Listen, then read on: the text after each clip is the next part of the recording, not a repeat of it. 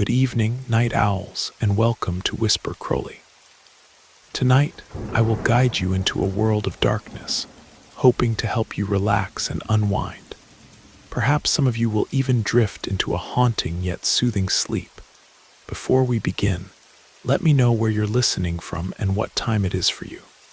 And now, we begin. My name is Victor Sullivan, and for over 15 years, I served as the lead pastor of a modest congregation nestled in a quiet corner of rural Vermont. I won't specify the exact location or make a big deal about the name of our old church.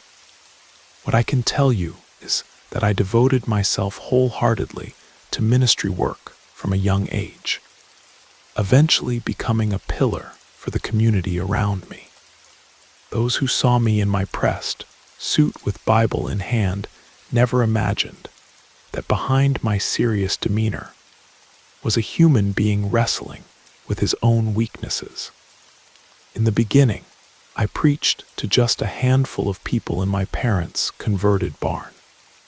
We had no proper chairs, no elegant pulpit, not even decent sound equipment.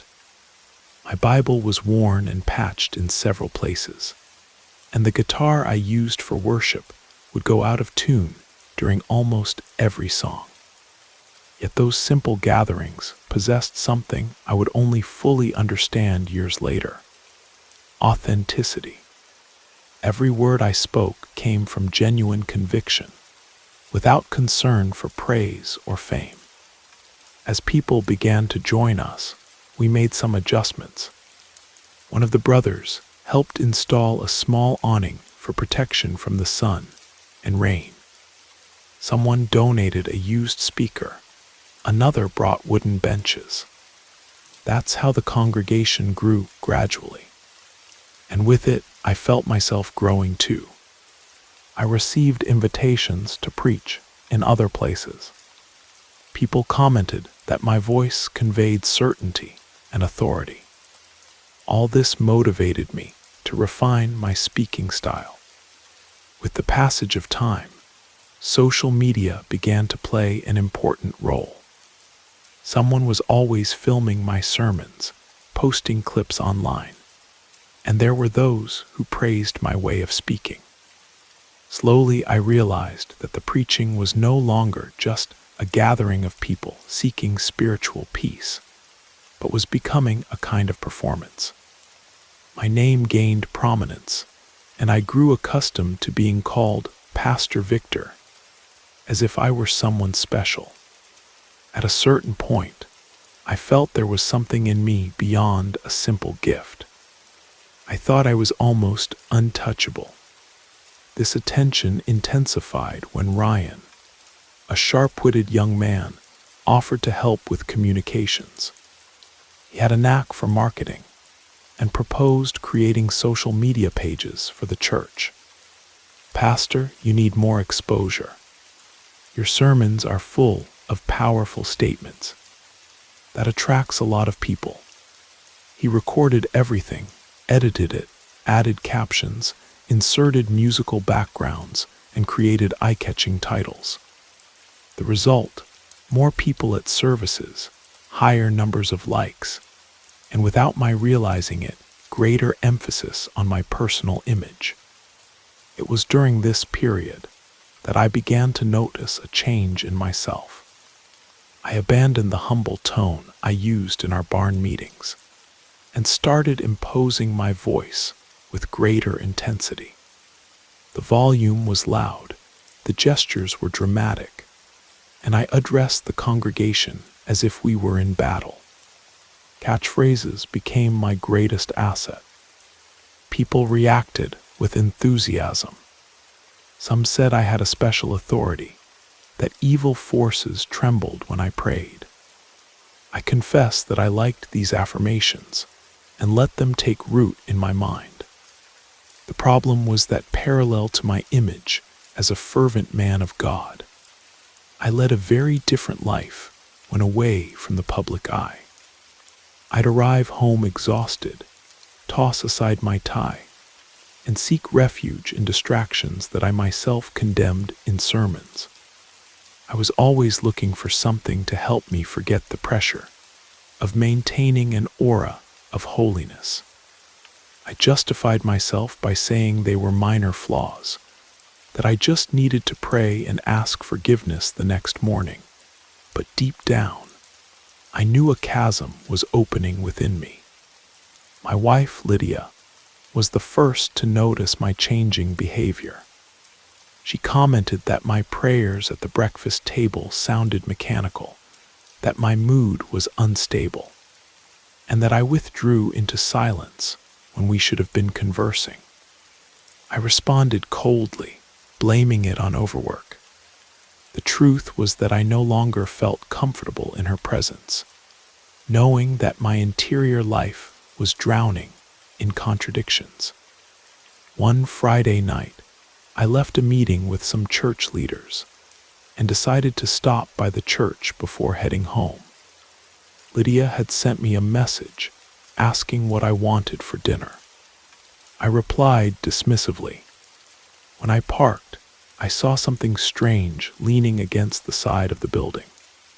There was a small wooden box wrapped in a reddish cloth with some extinguished candles around it. It looked like some kind of ritual offering.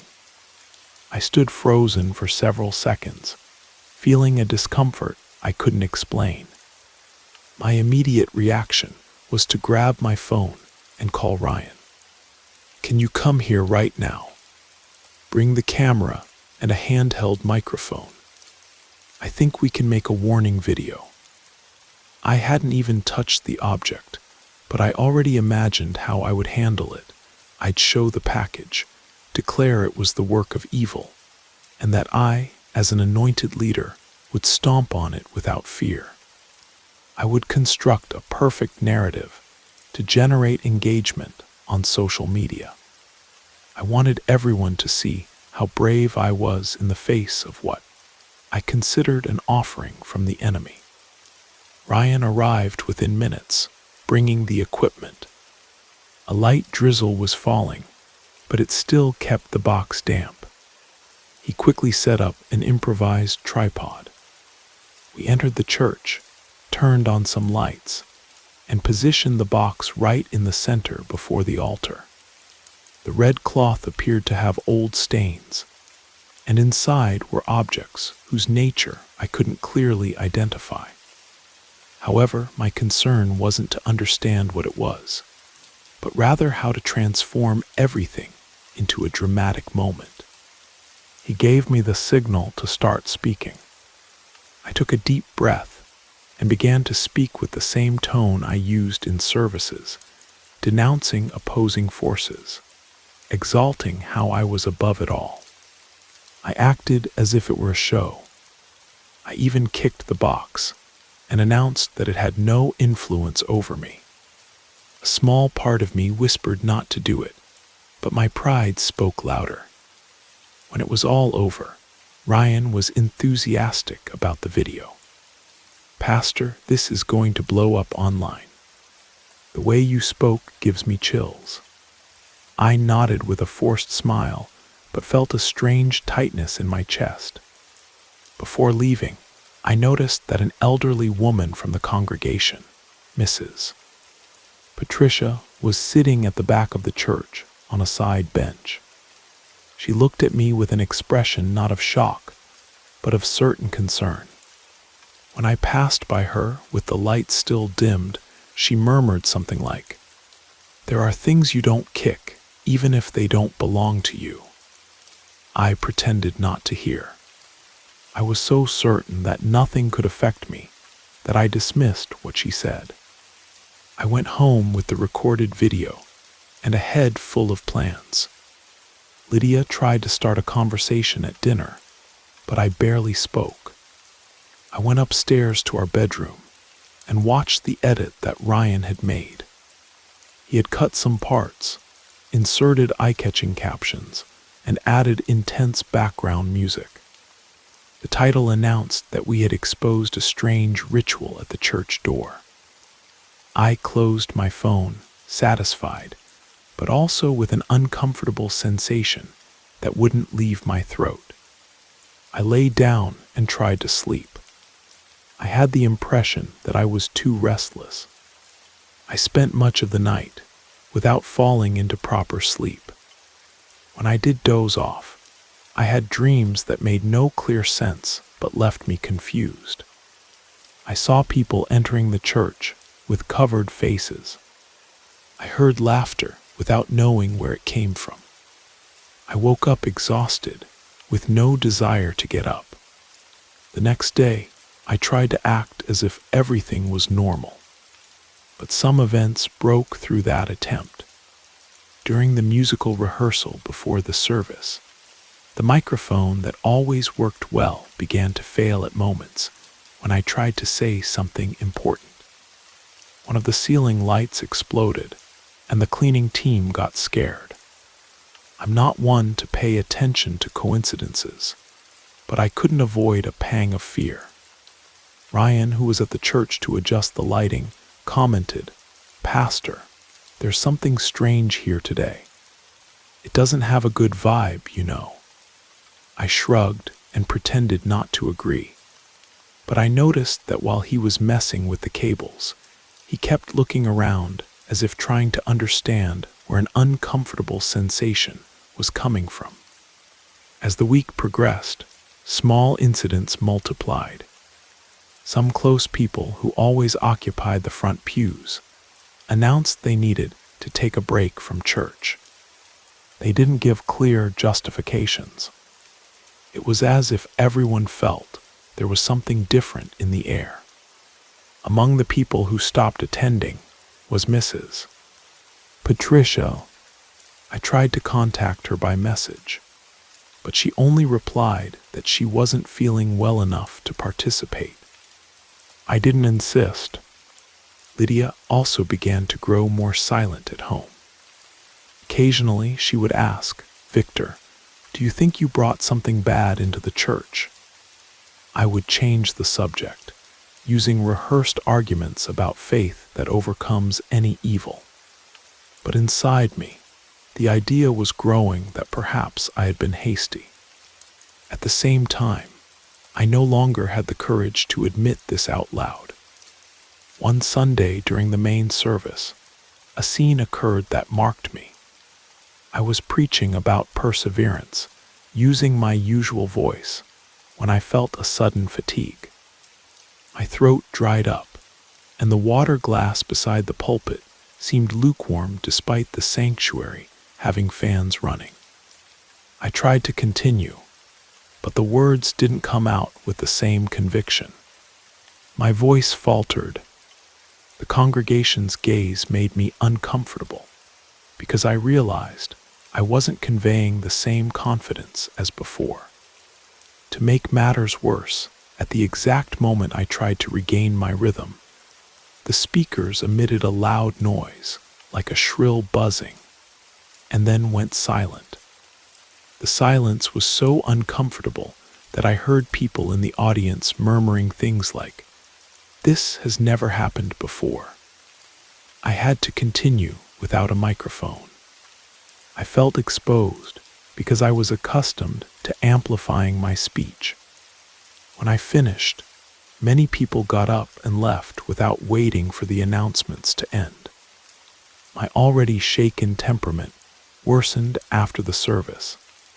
I gathered the workers in a side room and tried to understand what had happened. One of them, older, said that the interference sound seemed like some kind of feedback, but didn't know the cause. Another commented that while working the sound board, he heard noises that sounded like muffled voices. I found that absurd, but I noticed he was pale. He wasn't the type of person who would joke about something like that. I left there irritated and confused. Lydia's attitude at home remained cold. I holed up in the bedroom, opened social media, and looked at the comments on the video Ryan had posted days earlier. Some praise, but there were also those who asked if I wasn't exaggerating. turning things into a spectacle. I read a criticism that bothered me. Someone said that true faith didn't need shows, and that I had lost the essence. I turned off the phone, feeling uncomfortable, but didn't want to admit there was a kernel of truth in that statement. As the days passed, I noticed my spirit diminishing in a worrying way. The nights were turbulent. I rarely had explicit nightmares, but I always woke up without rest, as if something was disturbing me from within. I no longer opened the Bible to read with the same frequency. When I tried, I couldn't fix my attention, and my mind wandered. It was as if I was there, but without immersing myself in the words. It was during this period that a trusted worker, Samuel, came to tell me that some members had commented about feeling a sensation of discomfort in the sanctuary, especially near the altar. It seems people can't concentrate on prayers.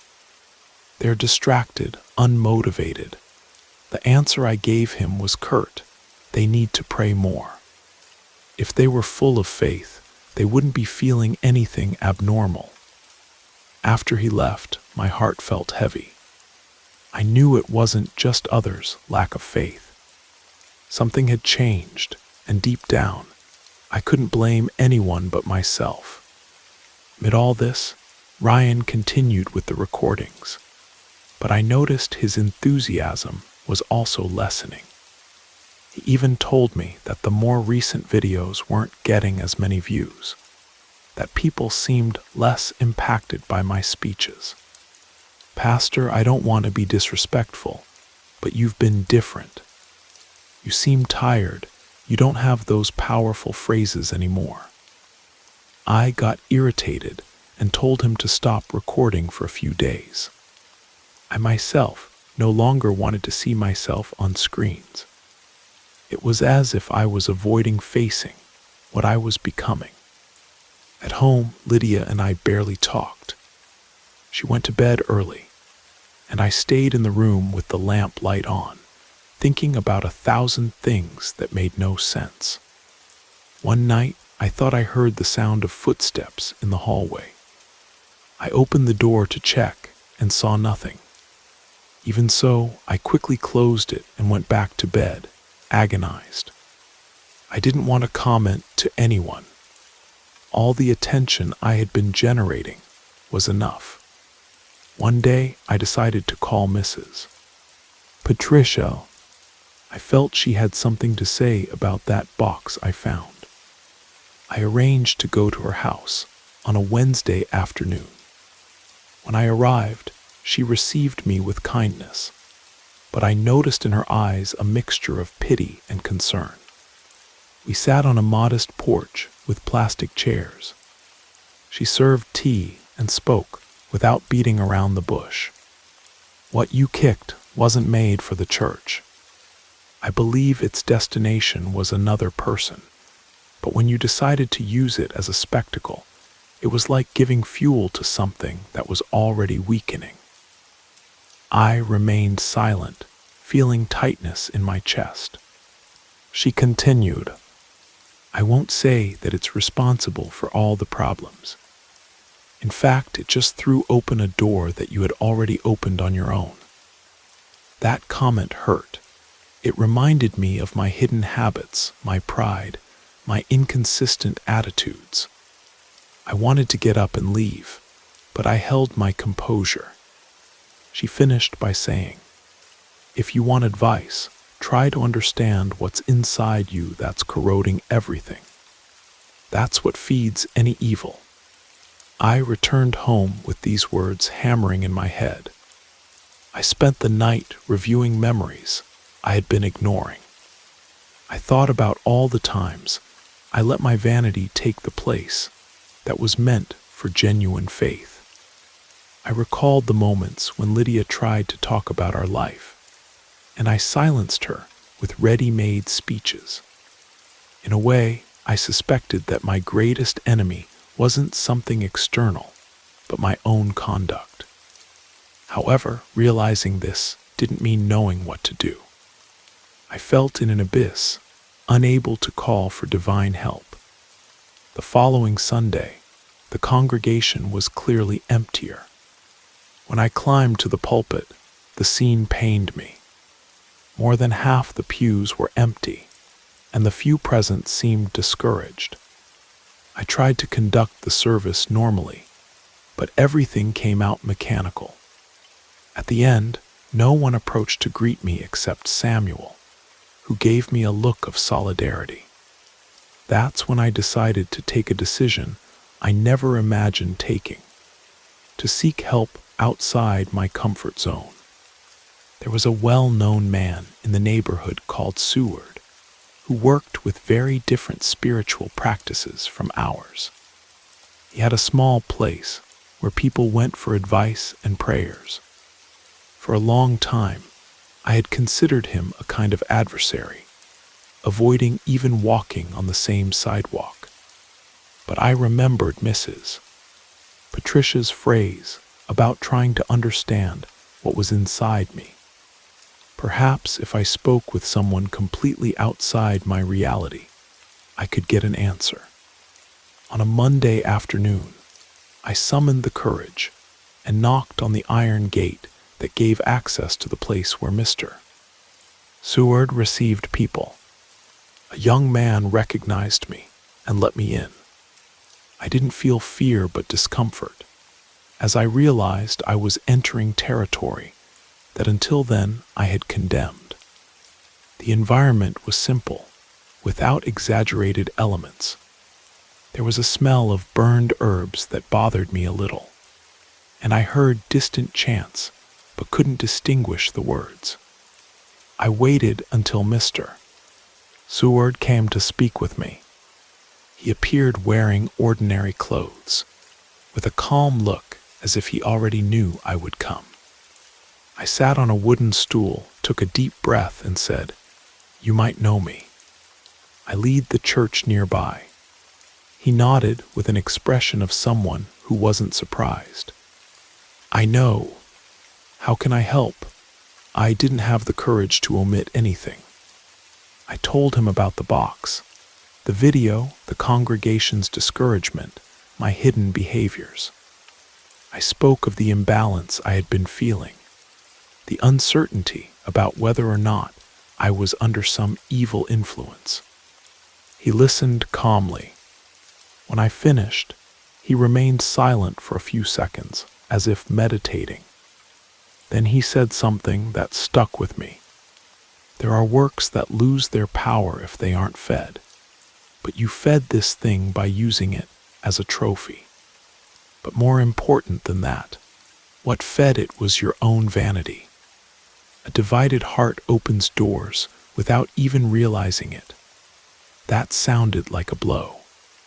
I realized there was no point in blaming the box, or whoever had placed it there. The real breach came from within me. Mr. Seward looked at me firmly and concluded, "If you really want to cleanse your altar, start by cleansing your life. Objects are just objects. The power comes from who grasps them." I left there with the certainty that my greatest challenge would be to admit my mistakes and change. I realized that for a long time I had fed my pride, and now I was paying the price. There was no magical solution. I would have to face all this alone, with sincerity and without theatrics. That night I could hardly sleep. Lydia noticed my dejection, sat down beside me, and asked, "Do you want to tell me something?"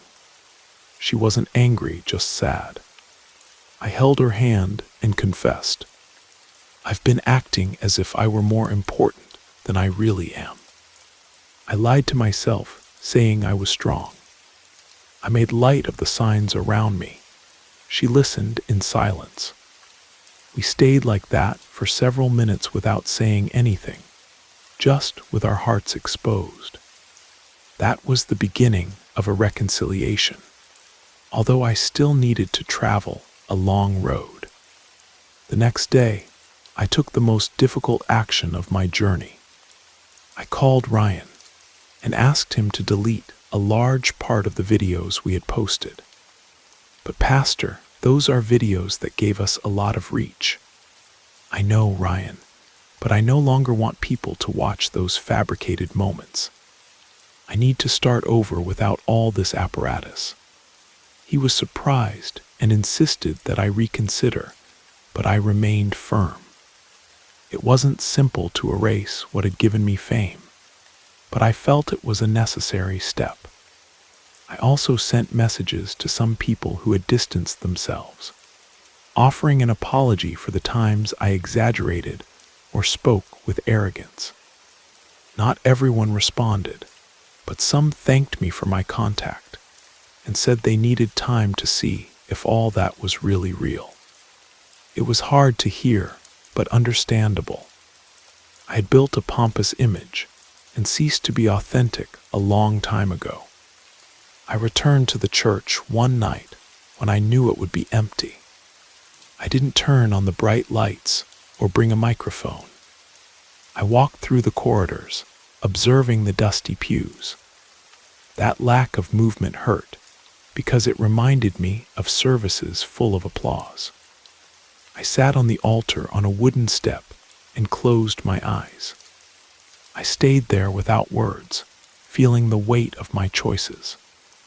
After a few minutes, something inside me asked to pray, but not with the voice I used to use. It was a silent prayer in which I confessed everything I kept inside: my fear, my shame, and my regret for having brought something strange into the church, and for having abused people's good faith. In the following days, I made the decision to close the doors for renovation. I announced that we would go through a restructuring process. I didn't speak in a video, just communicated through messages and a small sign on the door. During this period, I set aside any posture of absolute leader. I asked a group of workers to help me clean the place. Lydia also participated, organizing old objects and papers that were piled up. While cleaning, I found in a corner of the storage room the red cloth that wrapped the box I had kicked. Someone had collected it, but there it lay discarded. I looked at it and felt an internal chill as I remembered how I had handled the situation. I decided to burn it outside, not as an act of defiance, but as a way to get rid of a bad memory. There was no manifestation or strange noises.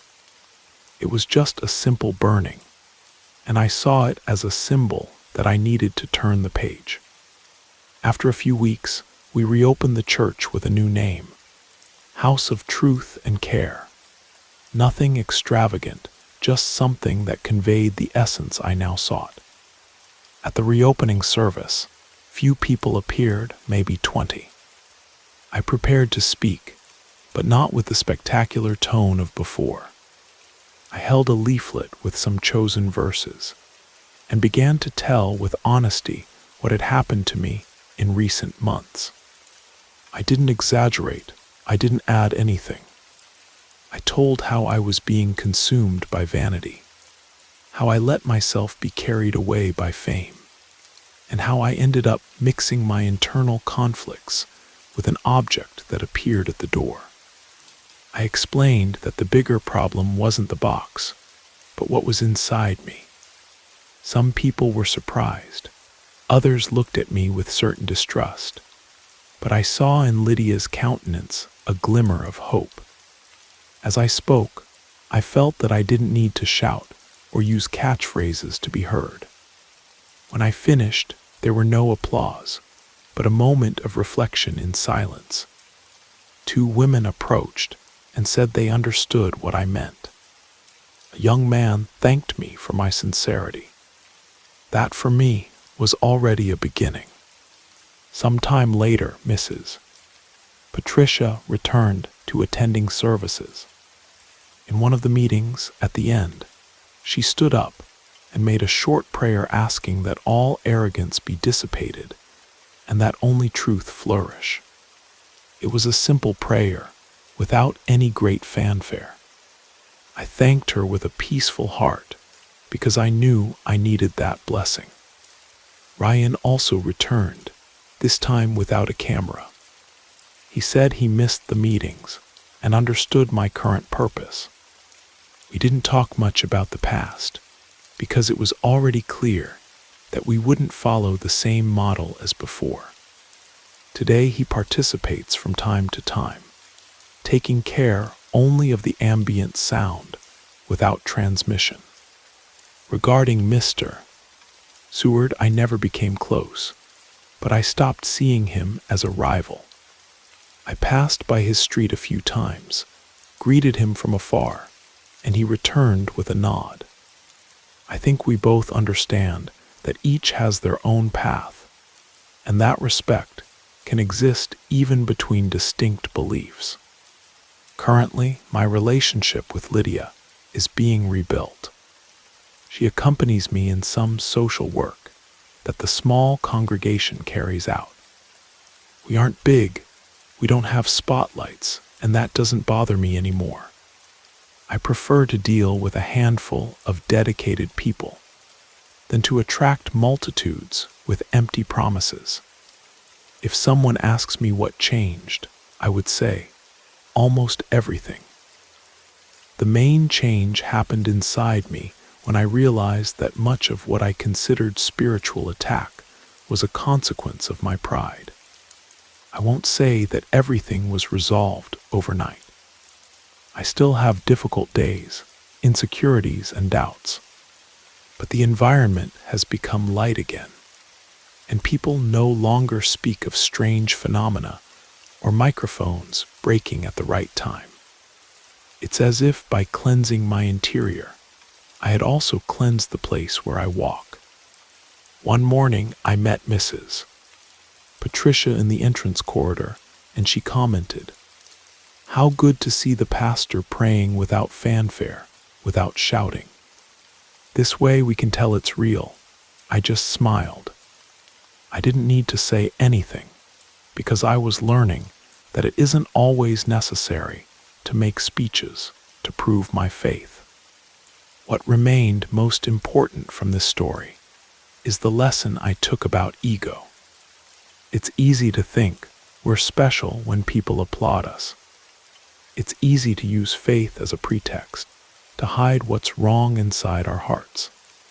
But all this only sustains a fragile facade.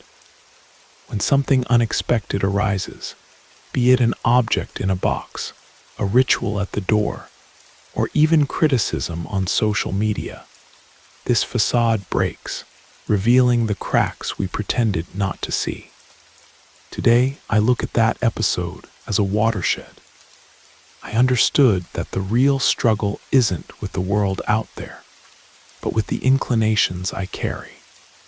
If I hadn't been so involved with myself, that box with the reddish cloth would have been just a curious event without the power to destabilize me. But my pride transformed it into a trigger to precipitate the fall. And I had to fall to realize that my pride was the real enemy. My name is still Victor Sullivan. But if someday they call me pastor, let it be because they see the sincerity of my character, and not because I put on a show at the altar. Now I've stopped seeking spotlights, and am working to be just a faithful servant, willing to listen and care for those who come seeking relief. The house of truth and care remains small but clean of artifices, and honestly, that's all I desire.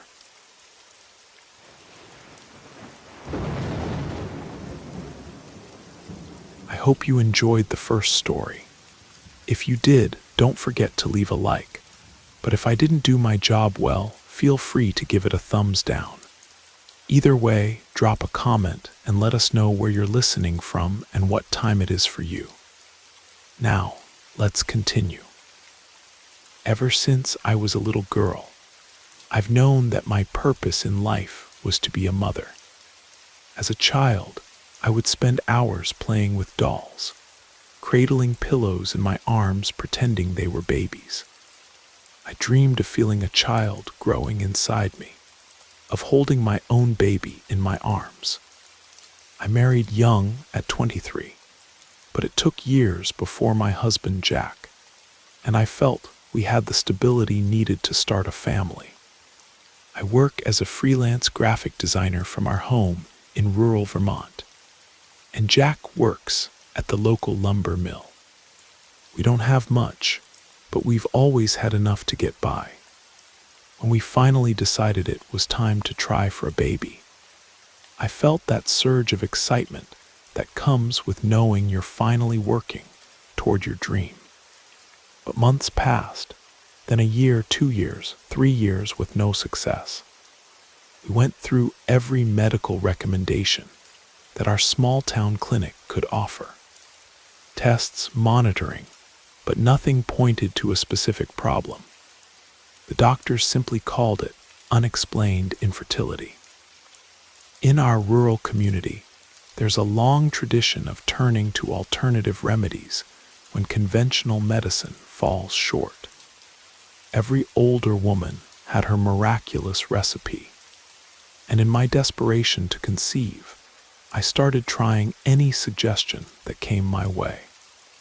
I prepared herbal teas, raspberry leaf, nettle, red clover, anything that someone swore had worked for their cousin or neighbor. Some mornings, I'd wake up with a bitter taste in my mouth from choking down strange concoctions the night before. Neighbors suggested everything from meditation to moonlight rituals in the backyard. I tried it all without complaint, not wanting to hear later that I was stubborn and hadn't tried hard enough. But nothing changed. I continued dreaming of seeing a positive result on a pregnancy test that never came.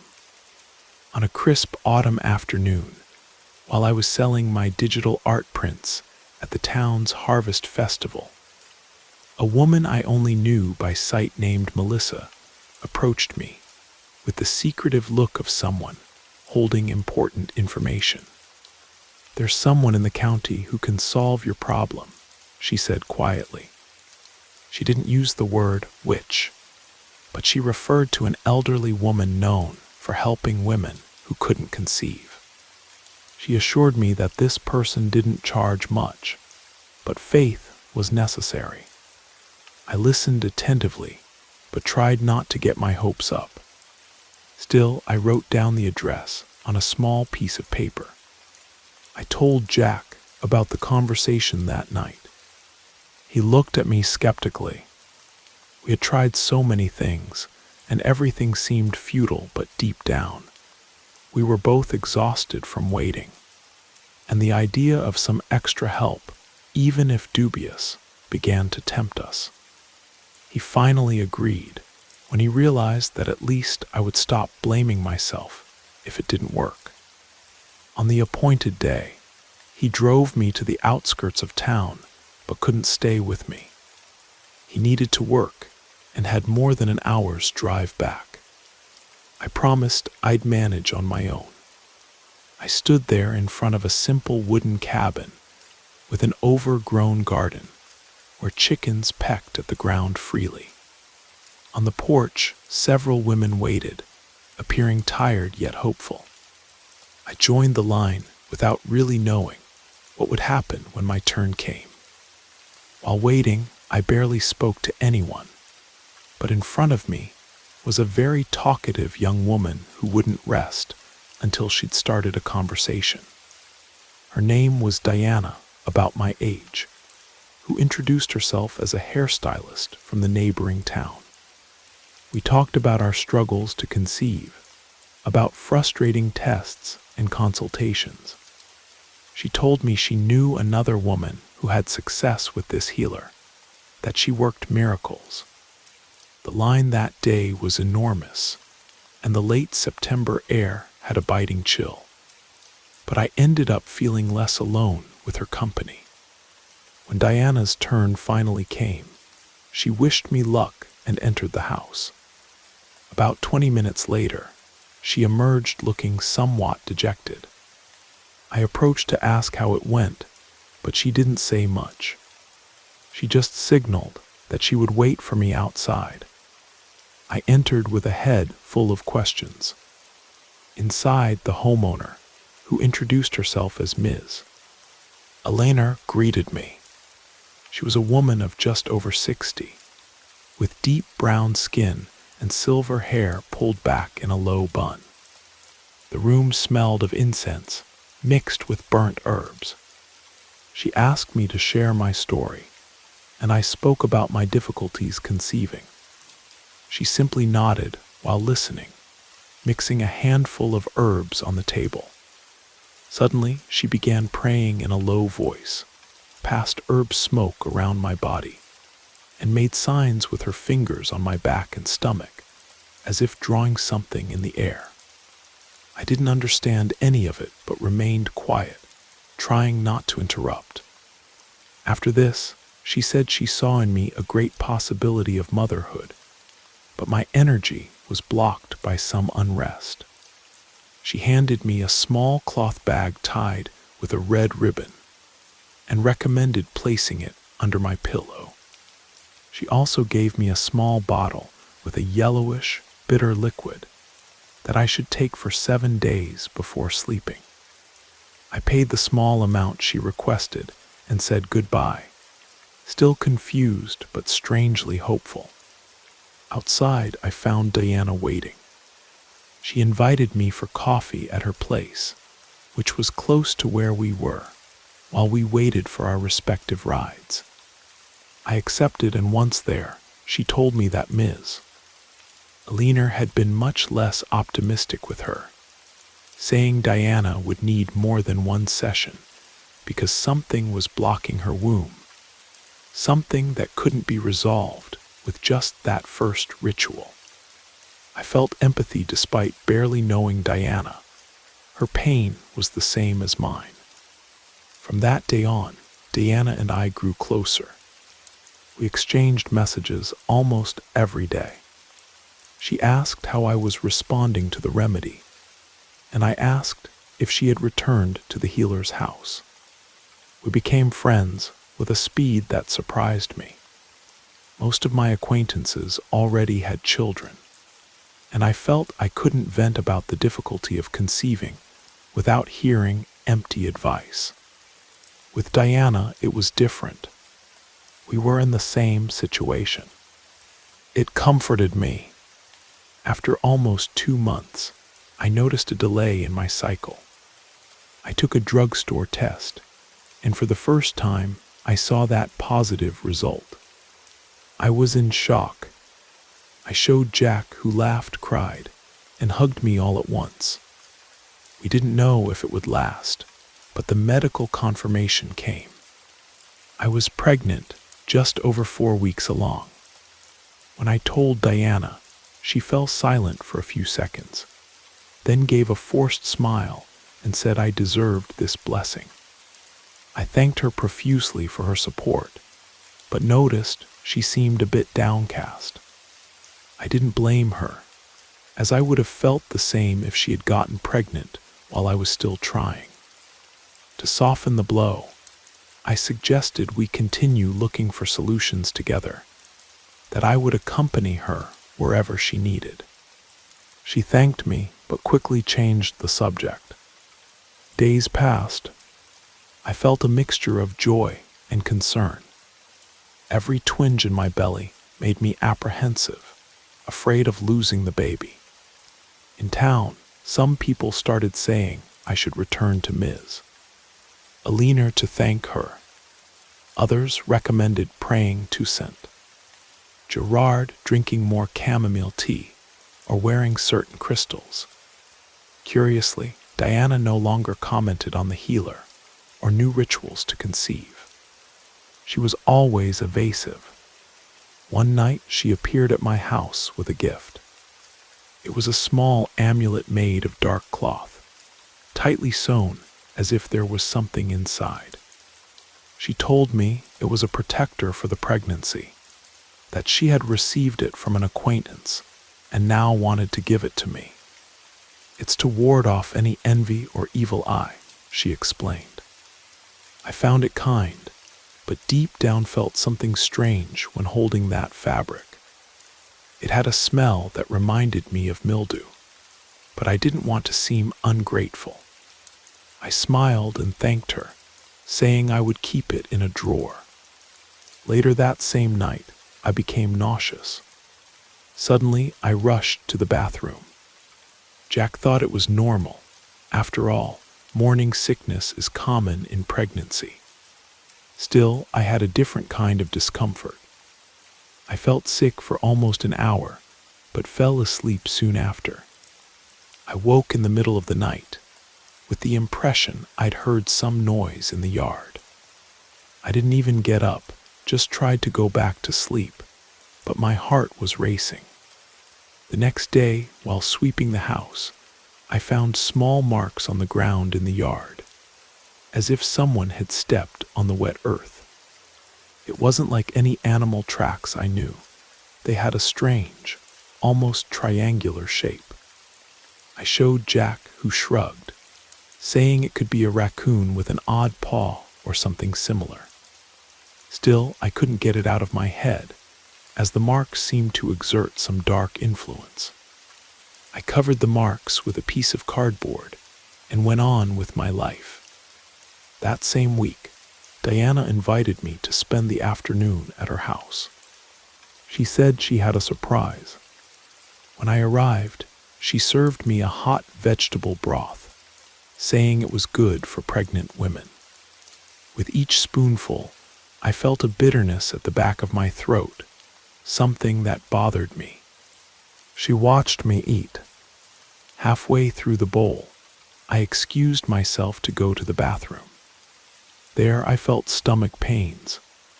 My face was cold with sweat. When I returned, Diana asked if I was okay. I didn't want to worry her, but her face made me alert. She had a fixed gaze on me, as if analyzing me. I said I preferred to stop eating. She didn't insist. We sat there talking about random things, and at one point she commented, "Sometimes I imagined what it would be like to see you without this obsession with motherhood." The phrase sounded harsh, but she quickly corrected herself, saying it was just a manner of speaking. Before I could ask more, she changed the subject again. When I got home, the stomach pain worsened. I had a fever during the night. Jack wanted to take me to a clinic, but they couldn't find anything specific. They gave me medicine for nausea and recommended rest. A nurse suggested it could be the stress of pregnancy itself. The next day I felt better, but I remained a bit suspicious. Why was that broth so strange? As time passed, Diana became more distant again. When I talked about the baby, she would fall silent, looking at the floor. Once I mentioned that I had a feeling it would be a girl. She let out a humorless laugh and said, "Sometimes we get what we don't deserve." That hit me like a stone. I asked what she meant by that, and she just shook her head, avoiding the subject. Deep down, I understood what was happening. She felt wronged because I got pregnant, and she didn't. I still tried to offer financial help if she wanted to seek a clinic in the bigger city, but she refused, saying she didn't like charity. Despite this, I wanted to maintain the friendship. Time passed and my belly grew, but the feeling of insecurity also increased. I couldn't sleep properly anymore. I had nightmares with shadows in my room, with muffled laughter in dark corners of the house, waking up startled without knowing if I was dreaming or not. Jack said it was normal to feel fears during pregnancy, but something in me screamed that it wasn't just that. One ordinary afternoon, Diana showed up without warning, bringing bags of fruits and vegetables. She said she wanted to prepare a special lunch for me, since I was always complaining that I hardly had an appetite. I'll make everything with great care, you'll see. I found the offer strange given the recent tension between us, but I accepted. I went to take a shower while she cooked. In the middle of my shower, I smelled something burning invading the bathroom, something that reminded me of strong incense. I quickly got out and saw the house filled with a whitish smoke. I called out Diana's name, but she wasn't anywhere to be found. I walked a bit more until I spotted her silhouette in the kitchen. She had a cloth over her face, trying to disperse the smoke. I approached, my vision blurry, and fell. I only had the impression of hearing my breath weaken. I blacked out completely. When I awoke, I was lying in bed. Jack and Diana were there, looking at me with a mixture of shock and relief. He explained that, according to Diana, there had been just a small incident with the pan, but there was no real fire, just that smoke. My husband said he tried to take me to the clinic, but couldn't borrow his boss's car right away. Diana swore I had fainted out of nowhere. She denied any abnormality in the smoke. They both downplayed the situation, but I knew something was very wrong.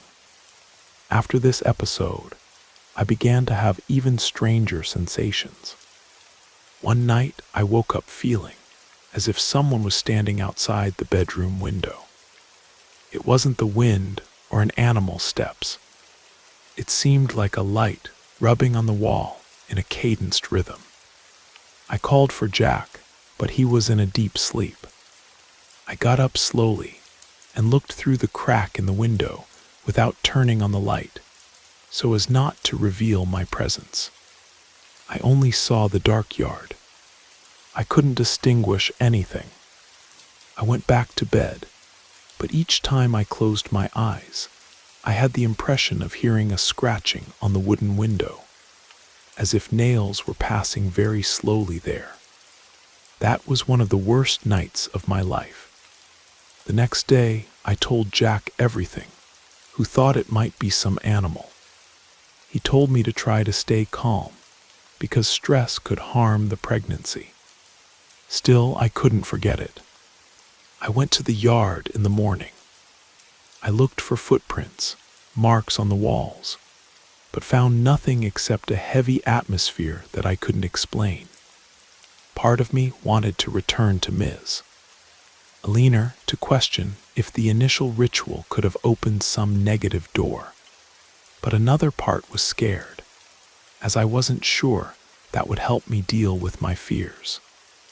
Around the 3rd month, I started feeling strong nausea and frequent pains. My tests indicated that the baby was still developing, but I seemed weaker each day. The clinic doctor asked me to double my care, drink more water, avoid strain. Jack took on more tasks at home, but couldn't leave his job.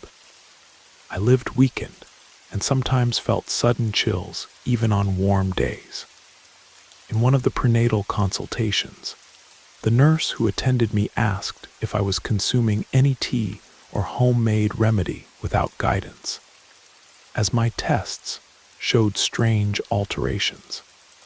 I denied it, although I had used the yellowish liquid that Ms. Alina had given me some time ago, which I had already finished. She recommended caution, as any substance could harm the fetus. I began to feel guilty, wondering if that initial ritual had been a good idea. One afternoon, while arranging my wardrobe, I rediscovered the dark cloth amulet that Diana had given me. It was stored in a drawer. I picked it up and felt a kind of vertigo, as if I were feverish.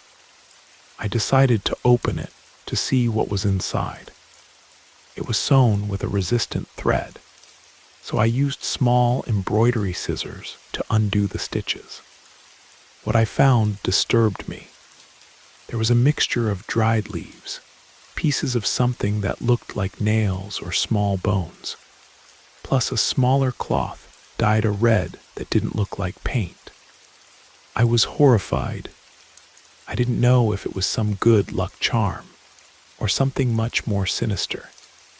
That same day, I called Diana trying to disguise my nervousness, but she didn't answer. I sent messages without response. Part of me thought about throwing that bag in the trash, but I was afraid of aggravating something I didn't understand. I ended up wrapping everything in a white cloth and storing it in a high corner of the wardrobe. After almost a week without news, Diana appeared at my door. She said she was going through personal problems. She looked tired with deep dark circles. I asked about the amulet, told her I had opened it. She looked at me angrily and retorted, "You should never have done that. Those things are not for the eyes of those who don't understand the spiritual side." I said it wasn't ill-intentioned, but I ended up asking why she gave me something so strange. She replied irritably, "You don't realize that many people out there want what you have. My intention was just to protect you from the evil eye." Her expression was harsh, almost aggressive. I decided to keep quiet. I was afraid to insist and worsen the situation, as something told me she wasn't well. Deep down, I also felt angry for having received such a macabre object, without understanding its nature. My pains in the belly intensified. I started having light bleeding that came and went, without clear explanation. The clinic doctor recommended absolute rest. Jack tried to stay home as much as he could, but we had bills to pay. So he would leave for work, praying that nothing bad would happen to me. One afternoon, alone at home, I began to feel an intense stabbing in my lower abdomen. I tried to get up, but my vision darkened. I leaned against the wall, breathing deeply. Then I heard a noise in the yard, as if someone had kicked a bucket. It only came to my mind that perhaps Diana had appeared again. I walked slowly to the back door and noticed that the latch was loose. I opened it. There was no one, but the feeling of panic took hold of me. I went back inside. When I reached the bedroom, I found Diana next to the bed, messing with something on my nightstand. She turned to me with a start, as if I had caught her. I asked what she was doing there. She said the door was open, and that she had come in to see if I was okay. I noticed there was a small bottle in her hand, a dark liquid. Before I could ask, she approached and tried to force me to swallow it. I struggled to resist, but I felt very weak. She pressed my belly exactly where I felt pain, and I screamed for her to stop. I couldn't defend myself properly. Everything was spinning in my head. Diana looked at me with a desperate air and whispered, "You don't understand that this child could have been mine. It's unfair." The last thing I remember was the sensation of something bitter running down my throat and the hallucinating pain in my womb. Then I passed out. When I woke up, I was in the hospital in the neighboring city. Jack was sitting beside the bed, holding my hand. As soon as he saw me awake, his eyes filled with tears. He told me that I arrived unconscious, brought by a neighbor who heard my screams and entered the house as he saw Diana fleeing. The doctors couldn't save the baby. They said there was a lot of bleeding. The exact cause wasn't known, but my uterus was seriously compromised. Jack mentioned the incident to the local authorities, but nothing progressed immediately, as there was no trace of Diana anywhere. I refused to believe what I was hearing. I cried so much that my strength was depleted. Jack tried to console me, but he was also destroyed inside. The doctor explained that due to the internal injuries, it would be very unlikely that I could get pregnant again. It seemed that all my hopes and dreams were draining away at once. I returned home, but couldn't bear to stay there for long. Every corner reminded me of my short period of happiness being pregnant, and the tragedy that came afterwards. At Jack's request, we moved to another place near a highway that facilitated his work. Some acquaintances from town said they had seen Diana flee toward a secondary road. They even reported having contacted the local police, but the searches yielded no results. Months later, someone said they had seen her in a distant region, apparently pregnant. My body recovered little by little, but my heart did not. I lived in fear of everything. I slept little, trembled at the slightest noise at night. The faith I had in life was gradually fading. Jack tried to cheer me up by talking about adoption, but I couldn't even think about it. It was as if motherhood caused me repulsion, because it hurt so much to remember what had been taken from me. At times, I thought about returning to Ms. Aliner, demanding explanations about what could have really happened, but it wouldn't help. I felt that path would only increase my suffering. I then began seeking help at a church near our new home. I spoke with a pastor, but without telling the whole story. I just said I had been the victim of a great injustice. He prayed for me, asked me to forgive those who had hurt me. I pretended to agree, but deep down I couldn't. Faced with my fear crises, I sought another local healer who claimed to be devoted to saints and who helped break envy spells. I told her in general terms what had happened. She said a strong prayer, used water with salt to bathe my hands, and prayed for liberation. She instructed me to take herb baths for days, pray with faith, and stay away from any painful memories. I began these rituals, and indeed, the sensations of dread diminished. I no longer had as many nightmares. I managed to return to work as a graphic designer, receiving some commissions for baby shower invitations, which at first made me cry alone at night, remembering my loss. Some time later, I received a visit from a distant cousin who lives in another state. She also had fertility problems and came to ask me for advice, as she had heard that I had gone through various treatments. She asked if I knew any famous healer. I hesitated to answer, but ended up saying in no uncertain terms that she should seek reliable medical help and be careful with magical solutions. I didn't go into details, but I made it clear that I had a tragic experience. I preferred to spare her the complete account. Gradually, I realized that there was no point in nurturing hatred or seeking revenge against Diana. She had disappeared, and keeping myself fed on memories only made me sicker inside. I decided that I needed to continue, even with scars. Jack and I carried on with life in our new home.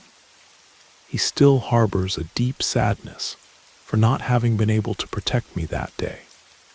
I console him by saying it wasn't his fault. None of us expected something so cruel could happen, especially coming from someone we considered a friend. Today I carry a pain that I cannot erase, but I try to transform this pain into an alert for other women who, like me, dream of being mothers and become vulnerable to any promise of a miracle. We participate in a support group, where I offered to talk with those facing similar grief or trauma. When I feel that memories are suffocating me, I dedicate my time to design work, to spending time with Jack, or to sitting before a small image of hope that I keep in the living room. I may never completely overcome what happened, but I've learned that if I don't make an effort to resume my path, I'll be trapped forever in the darkness of a past I didn't choose.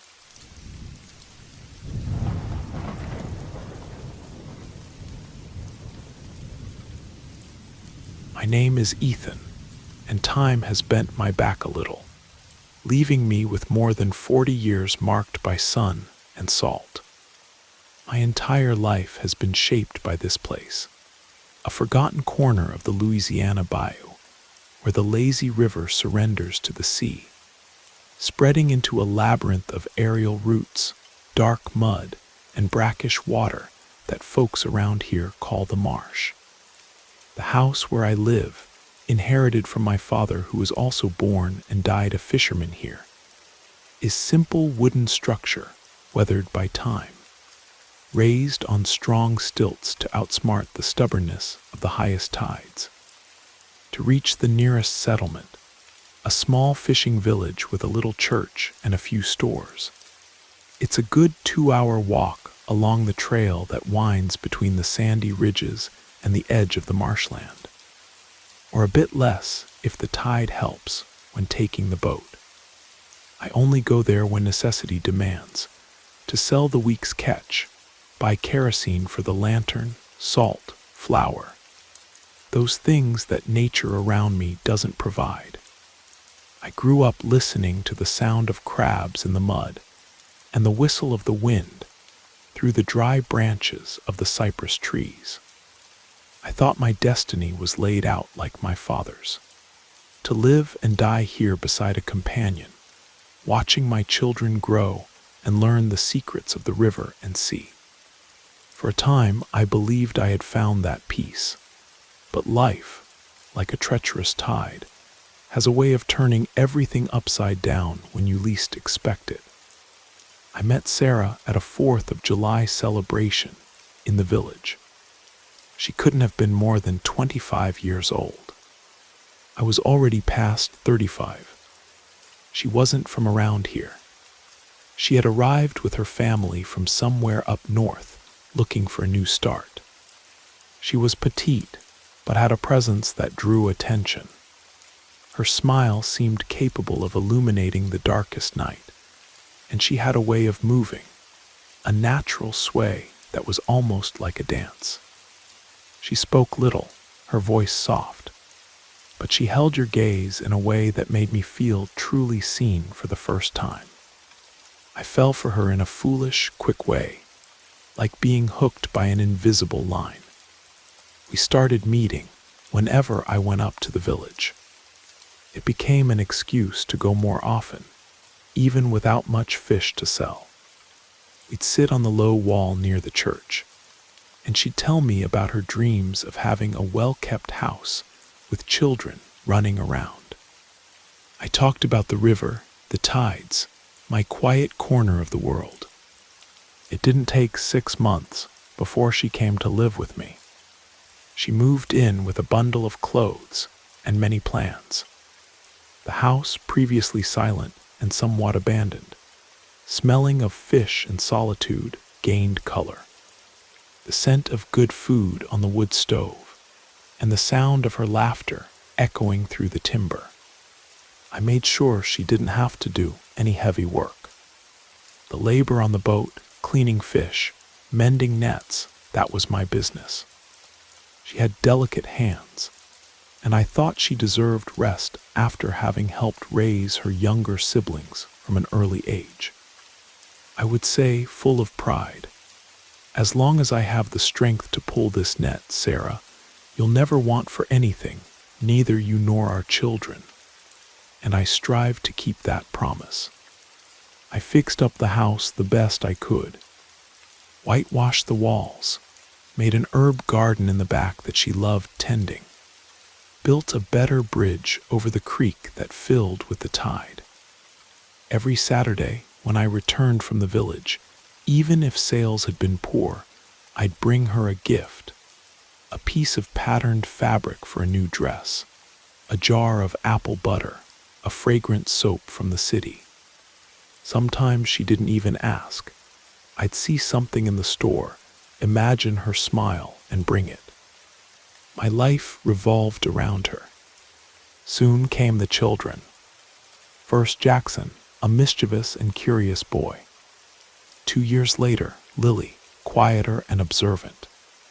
Both had my features, but the vivacity in their eyes was all their mother's. They grew up free, barefoot in the mud at low tide, chasing after small crabs, climbing the low trees along the shore. I'd come home from fishing, tired, but seeing the three of them there on the doorstep, waiting for me, made any effort worthwhile. Sarah was a good mother most of the time. She cared for them, bathed them, told them stories. But I can't say exactly when. Perhaps after Lily began to walk and speak her first words, something began to change subtly. She became more quiet, more distant. She would spend hours sitting in the hammock on the porch, looking out at the marshland, at the slow movement of water in the channels, with an empty gaze that didn't seem to see anything there. Her easy smile became rare. I thought it was the loneliness of the place, the lack of conversation with other women, the constant routine. I tried to compensate. I started spending more time at home, reduced the longer fishing trips, took them to the village more often on weekends to see her family, to walk in the small square. But it was like trying to fill a cracked pitcher. Her joy seemed to leak out somewhere I couldn't see. It was during this time that the strangeness began to give clearer signs. Like dead fish floating on the tide, small things that one tries to sweep under the rug of routine.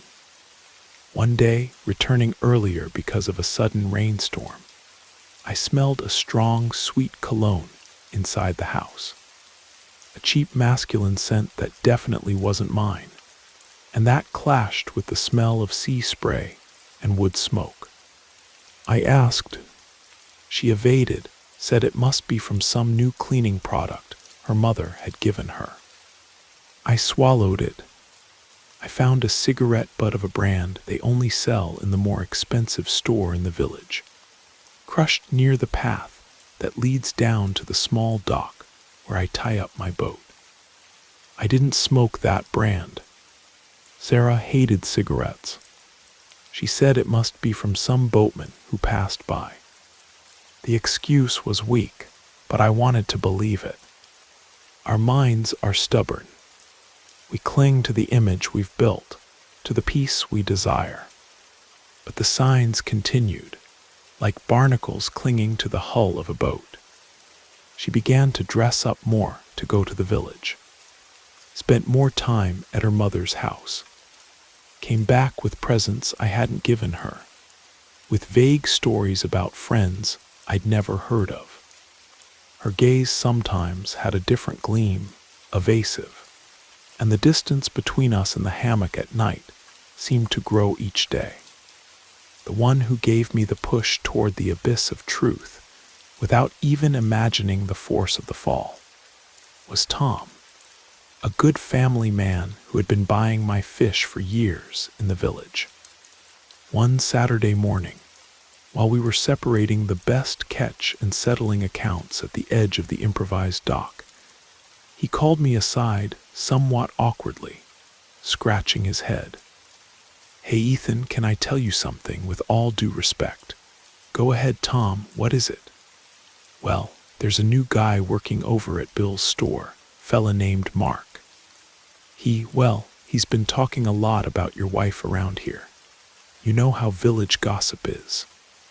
People exaggerate, make things up, but he talks with a certain intimacy, you understand. Says she's very beautiful, that she talks real nice, that she's different from the girls around here. I didn't want to worry you, but I thought it better to warn you. Keep your eyes open, my friend." That's all. The world seemed to stop for a moment. The noise of the other fishermen, the screaming seagulls, everything disappeared. I felt a chill run up my spine, despite the strong sun on my head. I thanked Tom with a choked voice. I took the money almost without counting it and returned home paddling slowly, my heart heavy as an anchor. His words echoed in my head. Intimacy. Different. Keep your eyes open. Each stroke seemed to confirm my worst suspicions. That night was the longest of my life. The marsh, which had always been my silent companion, seemed to become threatening. Every crack in the mud, every owl's hoot, every breath of wind in the twisted branches seemed like a mocking whisper. I looked at Sarah sleeping beside me, so serene in appearance, and felt a knot in my throat, a mixture of love, anger, and immense sadness. The next day, I invented some excuse about needing a part for the boat's motor, and went to the village earlier than normal. I didn't go directly to the store. I stayed at a distance, observing, and there he was, this mark-tanned, slender build, younger than me, maybe around 30 years old, arranging some sacks in front of the store, whistling. It was the same melody that Sarah had begun humming around the house in recent times. Our gazes crossed for a brief instant. He looked away quickly, almost guiltily. I didn't need anything more. The certainty hit me like lightning. I didn't speak to him, didn't make a scene. I turned around, got into my boat, and returned home, paddling with force, the anger giving me an energy I didn't know I had, but my stomach churning with nausea. What gnawed at me from within wasn't just the betrayal itself.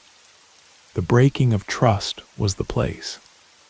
It happened there under my roof, in my house, in my refuge, in the place I built with my sweat to shelter my family. While I was out at sea, seeking sustenance, she brought another into our intimacy. I felt like a complete idiot, the last to know. I imagined the whispers in the village, the looks of pity or mockery from the other fishermen. The shame burned hotter than the midday sun. How could I have been so blind? We get used to presence, to routine, and stop truly seeing. I thought of 1,000 things, leaving everything, taking the children and disappearing, confronting her right there in front of everyone, going after the young man, and settling it the old-fashioned way. But then I'd look at my children's innocent faces amidst all that filth, and my hands would tremble. Courage turned to water. I spent days in this inner hell, pretending that nothing was happening, but dying inside. I observed her every gesture, every word, seeking confirmation where there was already no doubt. She seemed to sense my suspicion. She became more skittish, more defensive. The atmosphere at home became heavy, unbreathable. The final confirmation came on a hot, muggy afternoon, warning of a storm.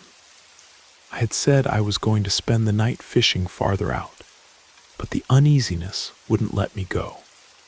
I took a turn with the boat and returned stealthily when the sun was already beginning to set, painting the sky orange and purple. I left the boat hidden in a branch of the marsh and came on foot along the back trail, the one almost nobody uses. The silence was almost total, just the buzzing of mosquitoes and the distant sound of water. The children were playing near the garden, oblivious to everything. I approached the window of our bedroom, the one that faced the back, toward the tangled marsh. My heart hammered in my chest, aching. I took a deep breath and looked through the crack in the blinds. And there she was, laughing, talking softly with her head resting on Mark's shoulder. He was sitting in my hammock, the one I had woven myself. The scene hit me with the force of a wave at high tide. I didn't feel rage to break everything. I felt an immense emptiness, a pain as if something had been ripped out from inside me. I don't know where I found the strength, but I entered the house, not through the front door, but through the kitchen in the back. They were startled. The young man jumped from the hammock, adjusting his clothes pale. Sarah faced me.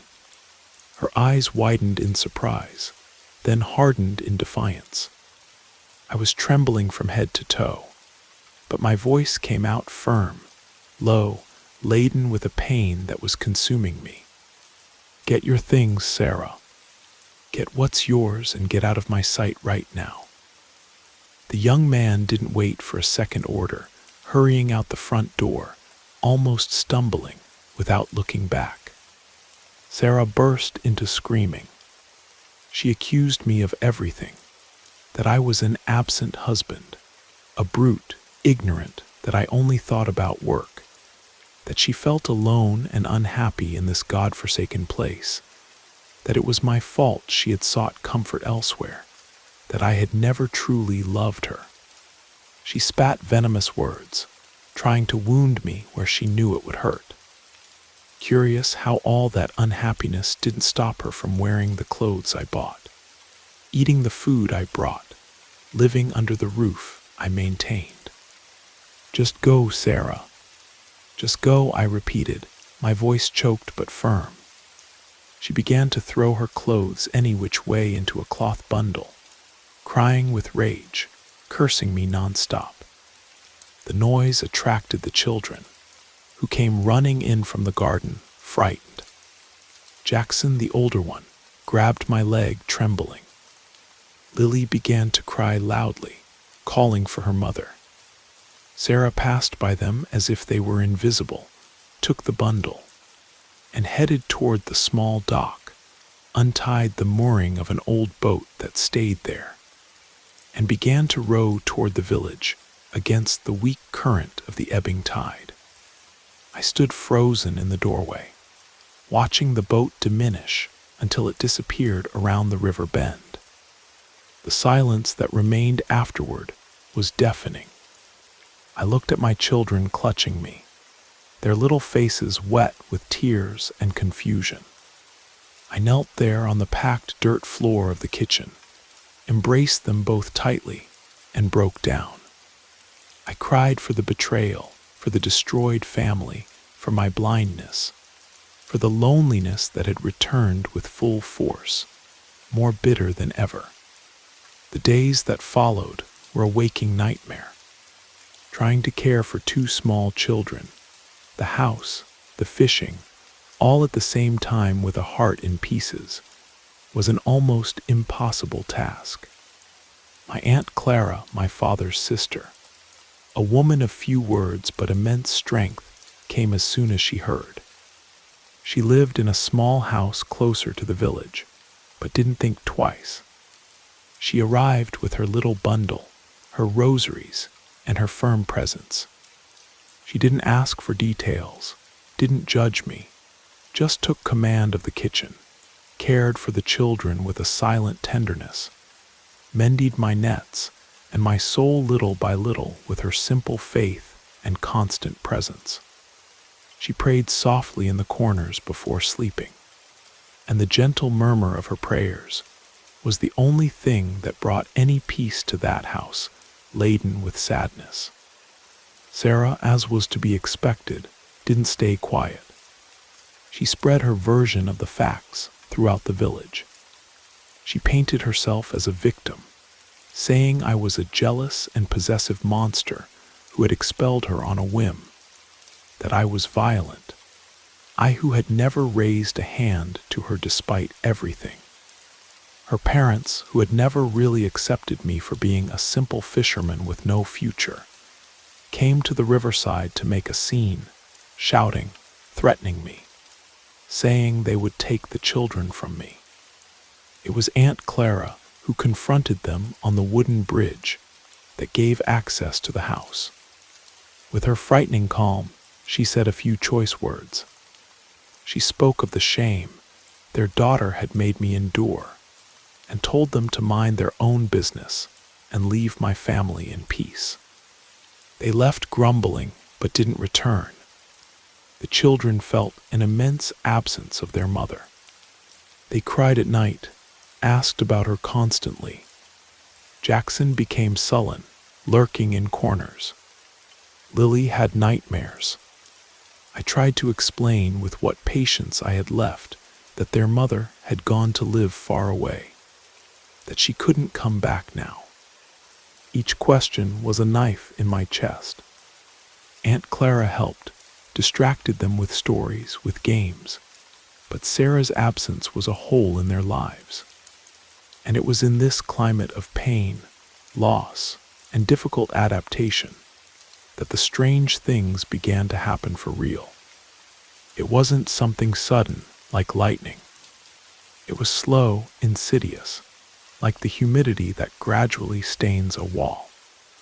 It began with sensations, a constant shiver down the back even on the hottest, muggiest days. A cold that seemed to come from the floor of the house, especially at night. A cold that chilled the bones and had no explanation. Then came the sounds, small noises in what had been Sarah's room, as if drawers were being opened and closed, or as if someone was rummaging through the few belongings of hers that were left behind. A scarf, a broken comb, worthless things she didn't take in her hurry.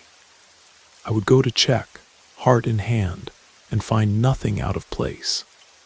Sometimes, when I was alone in the kitchen preparing food, I would hear light footsteps in the wooden hallway, as if someone was walking on tiptoe. But I was always alone with the children, who usually played outside.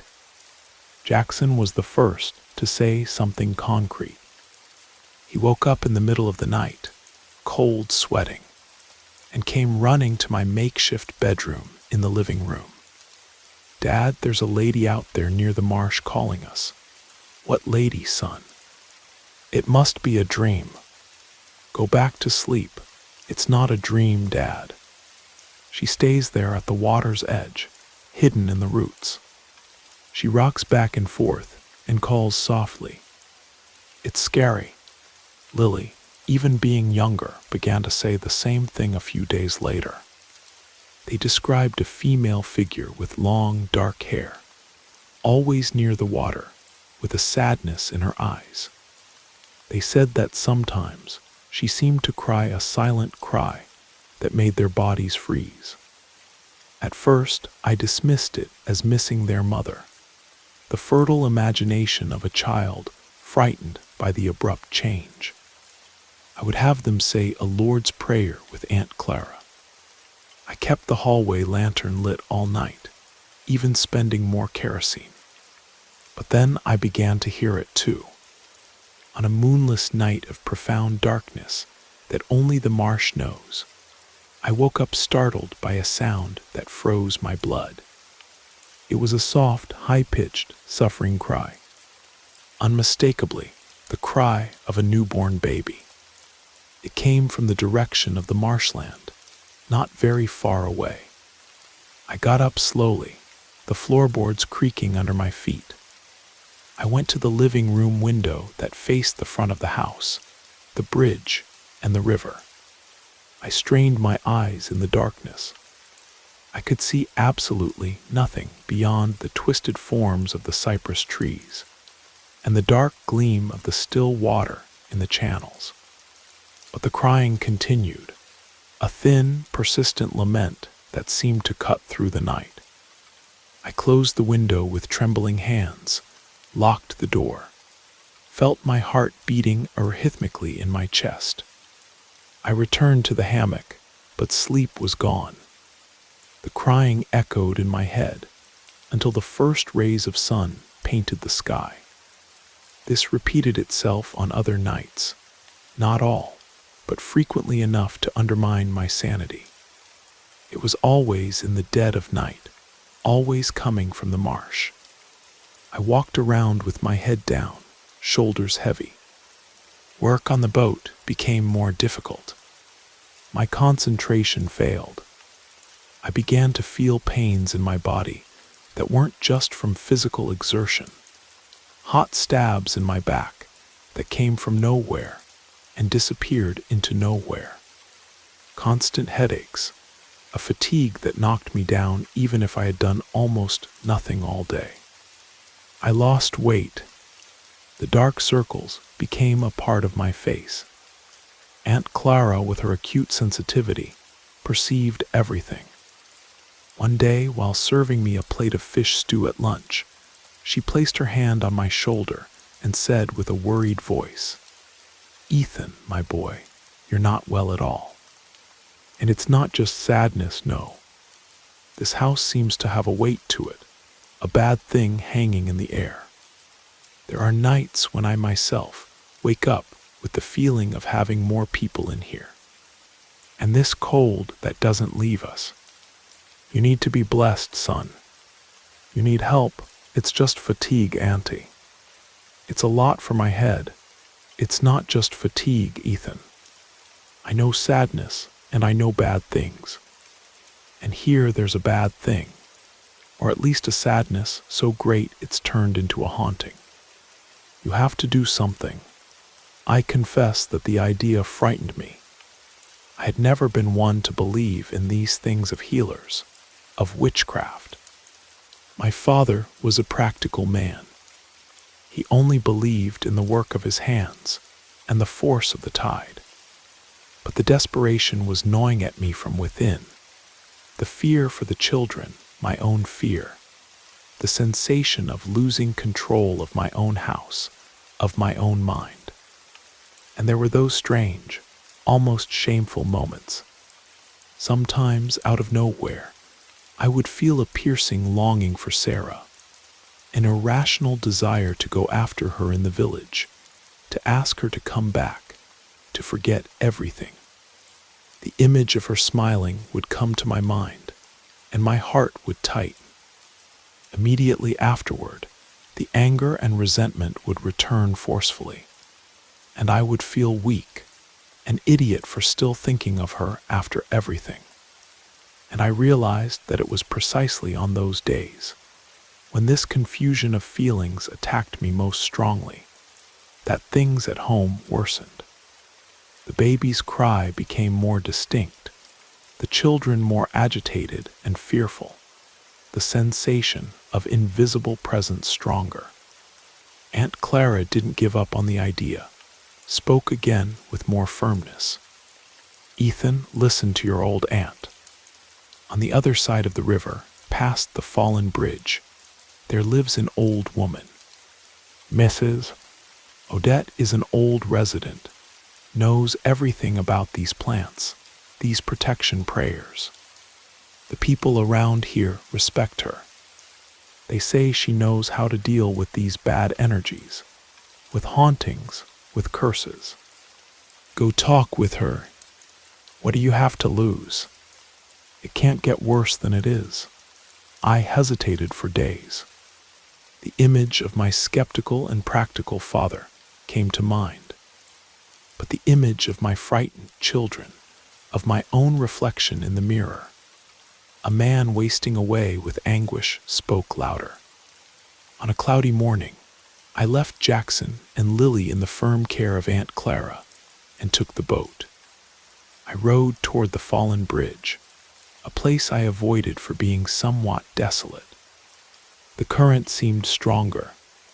The wind blew against me. I felt an enormous weight in my chest, a voice in my head telling me to turn back, that it was all nonsense, that I was going crazy. But I continued rowing, driven by a desperation that overcame skepticism. Mrs. Odette's house was small, made of mud and sticks, almost hidden by the native vegetation. A strong smell of herbs and smoke hung in the air. She was sitting on the threshold of the door, a very elderly lady, skin wrinkled like tree bark, but with incredibly lively and penetrating eyes. She looked at me arrive without any surprise, as if she knew who I was and what brought me there. "Come, my son, tie up that boat and sit a bit. The tide has been bringing many bitter things to your shore." I sat on a low stool that she offered me and began to talk. I told everything from the beginning. The initial happiness with Sarah, her change, the painful betrayal, the expulsion, the loneliness, the children's fears, the sad woman, the baby's cry in the marsh, the body pains, the anguish that consumed me, the longing mixed with hatred. I spoke non-stop, as if opening a floodgate. Mrs. Odette listened to everything in silence, calmly puffing on her clay pipe, releasing puffs of smoke with a scent of herbs. Her gaze never left mine. When I finally fell silent, exhausted, she remained quiet for a time, looking at the marshland that could be seen in the distance. Then she spoke with a calm but firm voice. "There's a root of deep grief planted in your house, Ethan. Something made and left with anger, with the desire to see you crawling in the mud of sadness. This bad energy, this poison of feeling, opened a door to something older. This marsh here guards many stories, much pain of people who are gone, of children who didn't thrive. The sad woman that your children see isn't a person from now. She's a shadow from an ancient time, a suffering spirit that draws near where there is a breach of pain and despair. And that baby's cry is a lament that stuck to the wind, an echo of some forgotten tragedy that the bad energy in your house awakened. Your ex-wife, in her anger, left that door open. And you, my son, with your pain, your grief, and that longing that gnaws at you, are feeding these shadows without realizing it. They strengthen in your weakness. She didn't use the word witchcraft or spell. She spoke of energy, of grief like a root, of open doors, of ancient spirits of the place attracted by pain. Coming from that lady with her wise eyes, it seemed terribly real, more than any logical explanation I might try to find. Mrs. Odette took me to a small room at the back of the house, a place impregnated with the smell of dry leaves and wet earth. There she gave me a long bath with a dark water full of herbs that stung the skin, and at the same time seemed to clean something within. While throwing the water with a gourd over my head, she prayed softly in a language I didn't understand, but which sounded ancient and powerful. Afterward, she made me drink a dark, bitter tea with a strong taste of root and earth. Finally, she gave me a small bag of thick cloth tied with a waxed cord. Inside, I felt the touch of seeds, little stones, and perhaps an animal's tooth. Carry this always with you in your pants pocket. Don't let anyone touch it. It's to close your body, to give you firmness. And pray, Ethan, pray in your way, with faith in your heart. Ask for protection from the greater force that governs all this. Clean your house. Burn garlic skin and rue leaves in the corners. Open the windows. Let the sun and wind enter and take away what isn't good. And the hardest thing, my son, try to clean your heart of this grief. Forgiving isn't forgetting the offense. It's releasing the chain that binds you to the past and the pain. Let go of what no longer serves you, or else the shadow always finds a place to cling to.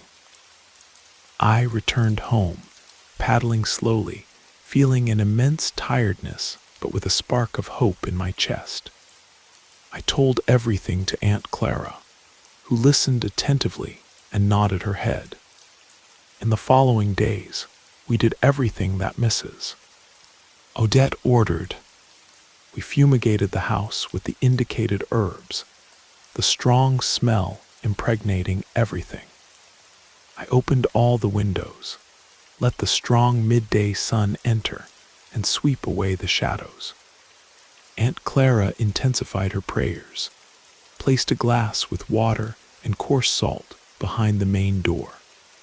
I carried the charm in my pocket, feeling its weight as a constant reminder. It wasn't an instant magical cure. It was a daily struggle to try to control thoughts of anger and longing, to focus on the present, on my children, on work, to pray even without much skill, asking for strength and protection. Gradually, very gradually, things began to change. The baby's cry became rarer, more distant, until it disappeared completely. The children stopped talking about the sad woman, began to sleep through the night in their cots. The strange cold in the house diminished. The air seemed to become lighter, more breathable. I myself began to feel stronger, less oppressed. The body pains disappeared, sleep improved. One day, months later, Tom brought me news in the village.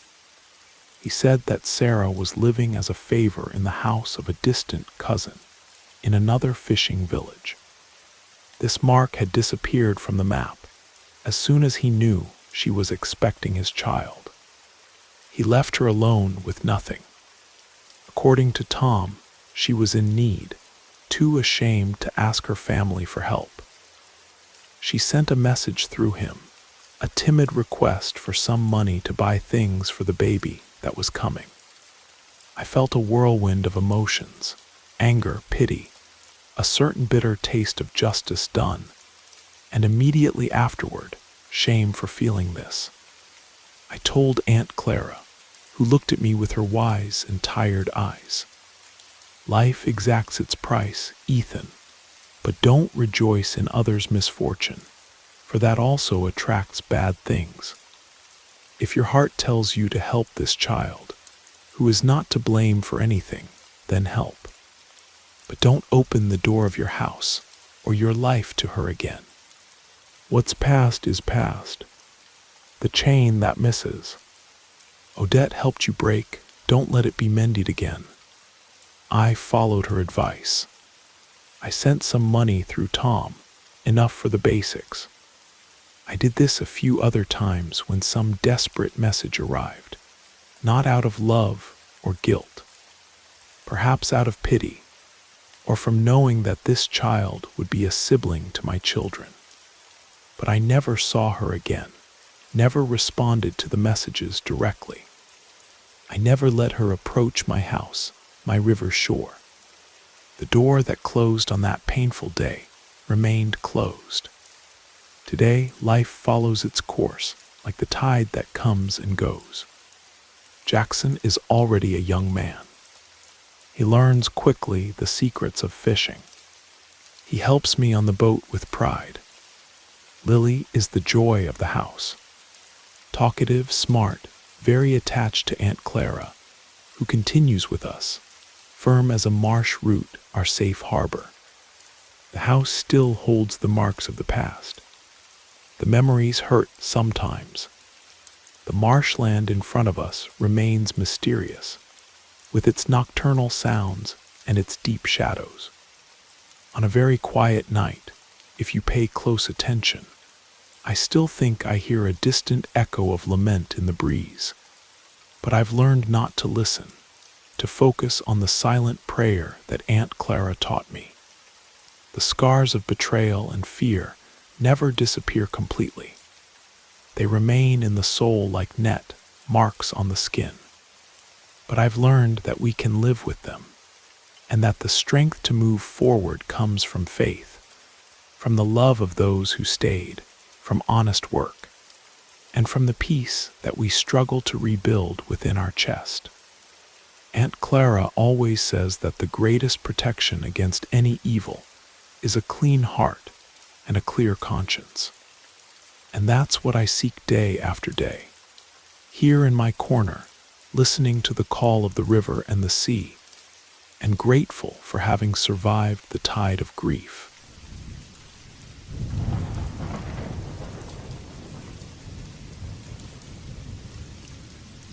There are moments in life when everything seems to follow a predictable pattern, until something happens that changes our perception of reality. Small details, a familiar sound, an uncomfortable sensation, can all be signs that there's more around us than we can see. This account that I'm about to share takes us to one of those moments, when everyday life intertwines with the inexplicable, leaving marks that never completely fade away. My name is James. I've decided to share this story because to this day, I carry questions without answers about that night. Perhaps by telling it, I can better organize my thoughts and understand what really happened. I spent my childhood in a rural community in northern Vermont, close to the Canadian border, about 30 minutes from the popular farmers market in Burlington. Today, however, I live in Seattle. The events I'm going to share happened 11 years ago, shortly after the birth of my youngest sister, the last of 5 siblings. During that period, my oldest sister was attending high school in the afternoon.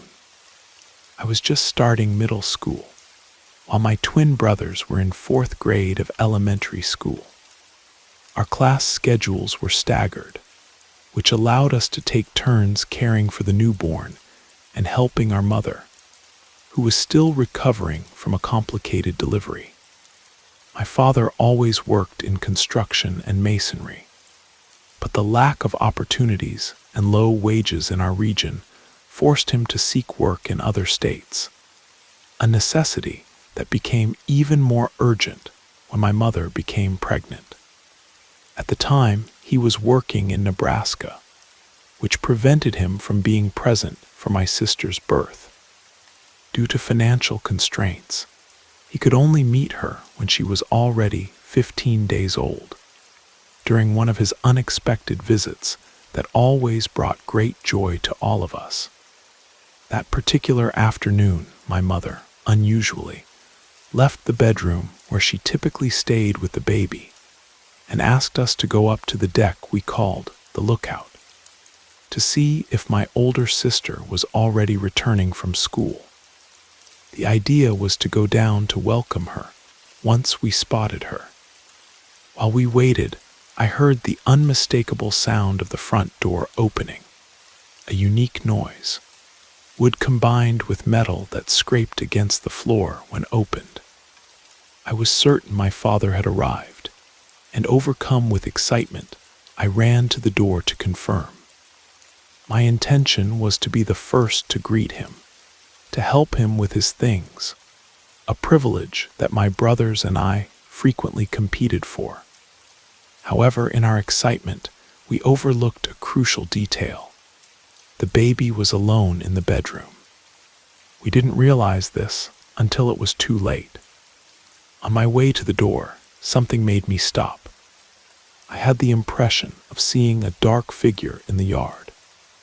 Despite the dim lighting, the silhouette seemed out of place.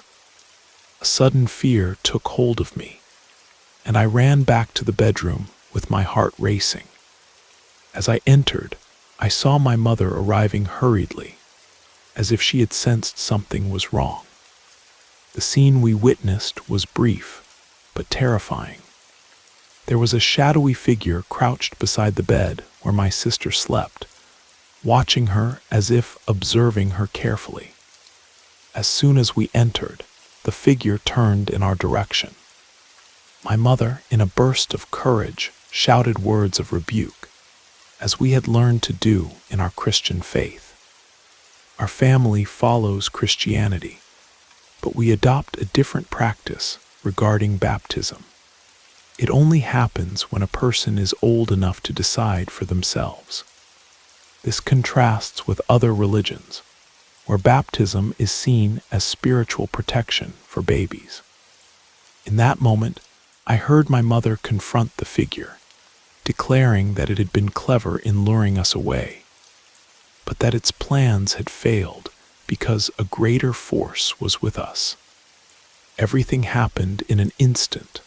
Suddenly, a strong gust of wind rushed out of the room, and my mother and I ran outside immediately. Out there, we heard a sound coming from the dense pine forest nearby, something moving between the trees. When we looked more carefully, we saw a figure climbing with incredible dexterity up a maple tree, its autumn leaves glowing crimson in the fading light. It's difficult to explain exactly what it was. It had human traits, but its form seemed to contort, transforming into something resembling a reptile, about the size of a small child as it climbed. Upon reaching the treetop, it stood still, staring at us from among the branches. My brothers came down from the deck, just as this was happening. They said they had heard a voice humming a melody that left them as if hypnotized, until my mother's screams snapped them out of that trance. That night, nobody could sleep. On the roof, we heard footsteps. From time to time, we heard a hoarse, dragged sound, like that of a wild turkey, but incredibly deep and threatening. This wasn't the first or the last time something like this happened. On other occasions, while waiting for my older sister on the deck, we spotted a luminous sphere in the distance that appeared and disappeared among the trees near our house. Today, my sister is 11 years old. She's stubborn, as perhaps many preteens her age are, but there's something important I need to say. Since she was little, beings like these seem to follow her.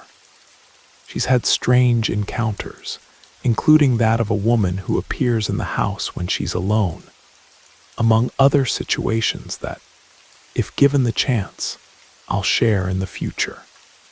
Winter nights in Vermont can be brutally cold, but nothing chilled me more than the memory of that shadowy visitor, and the knowledge that whatever it was, it seemed to have some kind of connection to my youngest sister, a connection that, even after all these years and miles away in Seattle, still haunts our family in ways I struggle to understand. The locals in our old town had whispers of similar encounters dating back generations, stories of watchers in the woods, strange lights, and mysterious visitors that seemed particularly drawn to newborns. My grandmother once told me that these beings were neither good nor evil in the traditional sense, but rather curious about human life, particularly at its beginning. As I've grown older, I've researched similar phenomena across different cultures, and while the details vary, the core experience remains unsettlingly consistent. Whether you call them fairies, changelings, or something else entirely, these beings exist in the peripheral vision of humanity's collective experience, appearing just often enough to remind us that the world is stranger than we can imagine. What troubles me most isn't the memory of that night, but the knowledge that whatever visited us might still be watching my sister, waiting for some moment only it understands. And despite the distance and years between us and that rural Vermont home, I can't shake the feeling that some connections, once formed, can never truly be broken.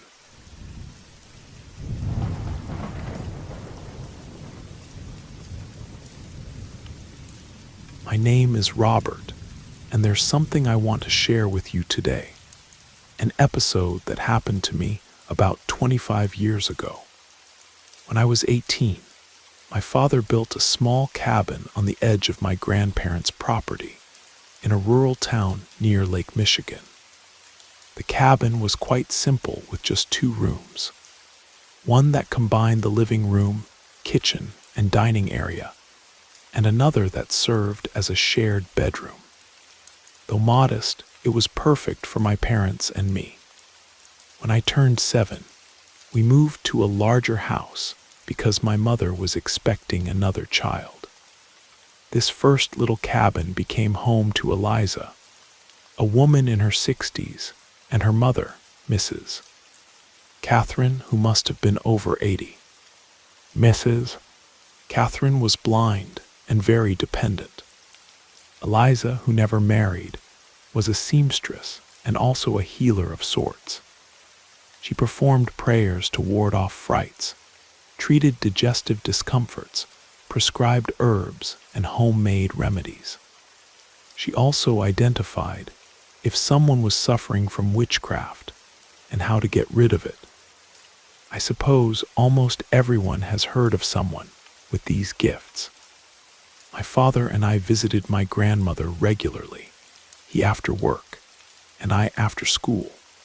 So we ended up spending quite a bit of time with Eliza and Mrs. Catherine. One day I entered their home for the first time and saw Eliza's altar. That image remained etched in my memory. The altar was in a corner of the first room, decorated with a white crocheted cloth. There were candles, crucifixes, rosaries, an enameled container full of water, images of saints, flowers, and a broom used for her cleansings. It was fascinating and strange at the same time to see this in the place where I had once lived. When she wasn't performing her rituals, Eliza would place Mrs. Catherine on a small stool near the altar. They would spend hours there, with Eliza sewing while they listened to the radio or watched television. Despite my grandmother's discomfort with the flow of visitors seeking Eliza, they got along well. They often prayed together and then watched soap operas. After Mrs. Catherine passed away, Eliza moved out, and at 18, I moved back into the little cabin. I wanted to be closer to my grandmother since she only had my uncle living with her, and he was hardly ever home because of work. That's when something curious began to happen. One morning, while having breakfast alone, I noticed that the glass of water I had served was practically empty. I found it strange because I had just filled it. I refilled the glass and didn't think much of it, but it continued to happen. To verify, I began marking the water level with objects next to the glass: the salt shaker, an apple, the napkin holder. After a few minutes, the level would drop. It was as if someone was drinking the water. I told my parents, and they laughed, saying I was imagining things. Even trying to ignore the phenomenon, it persisted. I would fill the glass, get distracted, and when I looked back, the level had dropped. It seems like such a trivial thing, but even today, just remembering it sends a chill down my spine. Once, while talking with my family, I mentioned this water mystery again. An aunt who was very close to Eliza and Mrs. Catherine and used to visit them told me, "Son, your table is exactly where Eliza used to sit Mrs. Catherine. That's where the altar was, where she performed her cleansings, always with a candle, a glass of water, and a white flower floating in it. Maybe that's what you've seen. It could be a coincidence, but just to be safe, move the table." Since I lived alone and had few pieces of furniture, I made the change without difficulty. I put a shelf where the table had been, turning it into a bookcase, and on it I left an image of the Virgin Mary and a candle that I lit from time to time. After that, the water phenomenon stopped. I began to eat and drink without the level in the glass changing. which almost convinced me that it had all been my imagination. Still, to this day, when I serve a glass, I watch it out of the corner of my eye while I eat. Time passed and my grandmother fell ill, remaining bedridden for months. During this period, Eliza would appear occasionally to visit her. One afternoon, I remember her telling us, "When Margaret dies, let me know immediately." My grandmother passed away around 5 in the morning on a rainy day. After organizing the first steps of the wake, my father asked me to go notify Eliza. I left the house and walked about 25 minutes to where she lived in a rural area, surrounded by a garden full of plants. Upon arriving, I noticed that the padlock on the gate wasn't closed. Odd, since Eliza always locked it. I entered through the gate and noticed that the door to the house was just ajar. I knocked while saying good morning and entered as I usually did, since we had a certain familiarity. From inside, Eliza replied, "Good morning, come in, Robert." When I entered the dining room, I saw Eliza sitting at the table, dressed completely in black. I sat down beside her, thinking about how to tell her about my grandmother's passing. But Eliza, with a calm voice, asked, "Margaret has already gone, hasn't she?" Returned to the father's house. I was stunned. "Yes, but how did you know?" I asked. Catherine told me. It was around 5 in the morning when she knocked on my bedpost and said, "Get up, Eliza. Margaret is already laid out. We need to go accompany her. That's why I'm ready. I'll have my coffee and will be there with you all soon." A shiver ran down my spine. Not knowing how to react, I just replied, "Well then, I'll get going, Ms. Eliza. I still have other people to notify." Eliza nodded, saying that she would see us soon. When I got home, I told my father and my uncles what had happened. They thought Eliza was just teasing me. She visited your grandmother frequently and must have already been on her way. When she saw you, she knew you could only be there to inform her of the death. What else would you be doing so early? This explanation, despite being logical, didn't convince me. The time Eliza mentioned, having been awakened by Mrs. Catherine, coincided exactly with the moment my grandmother died. Besides, Eliza's serious manner and black clothing that morning made everything even more impressive to me. Eliza arrived at my grandmother's house just a few minutes after me.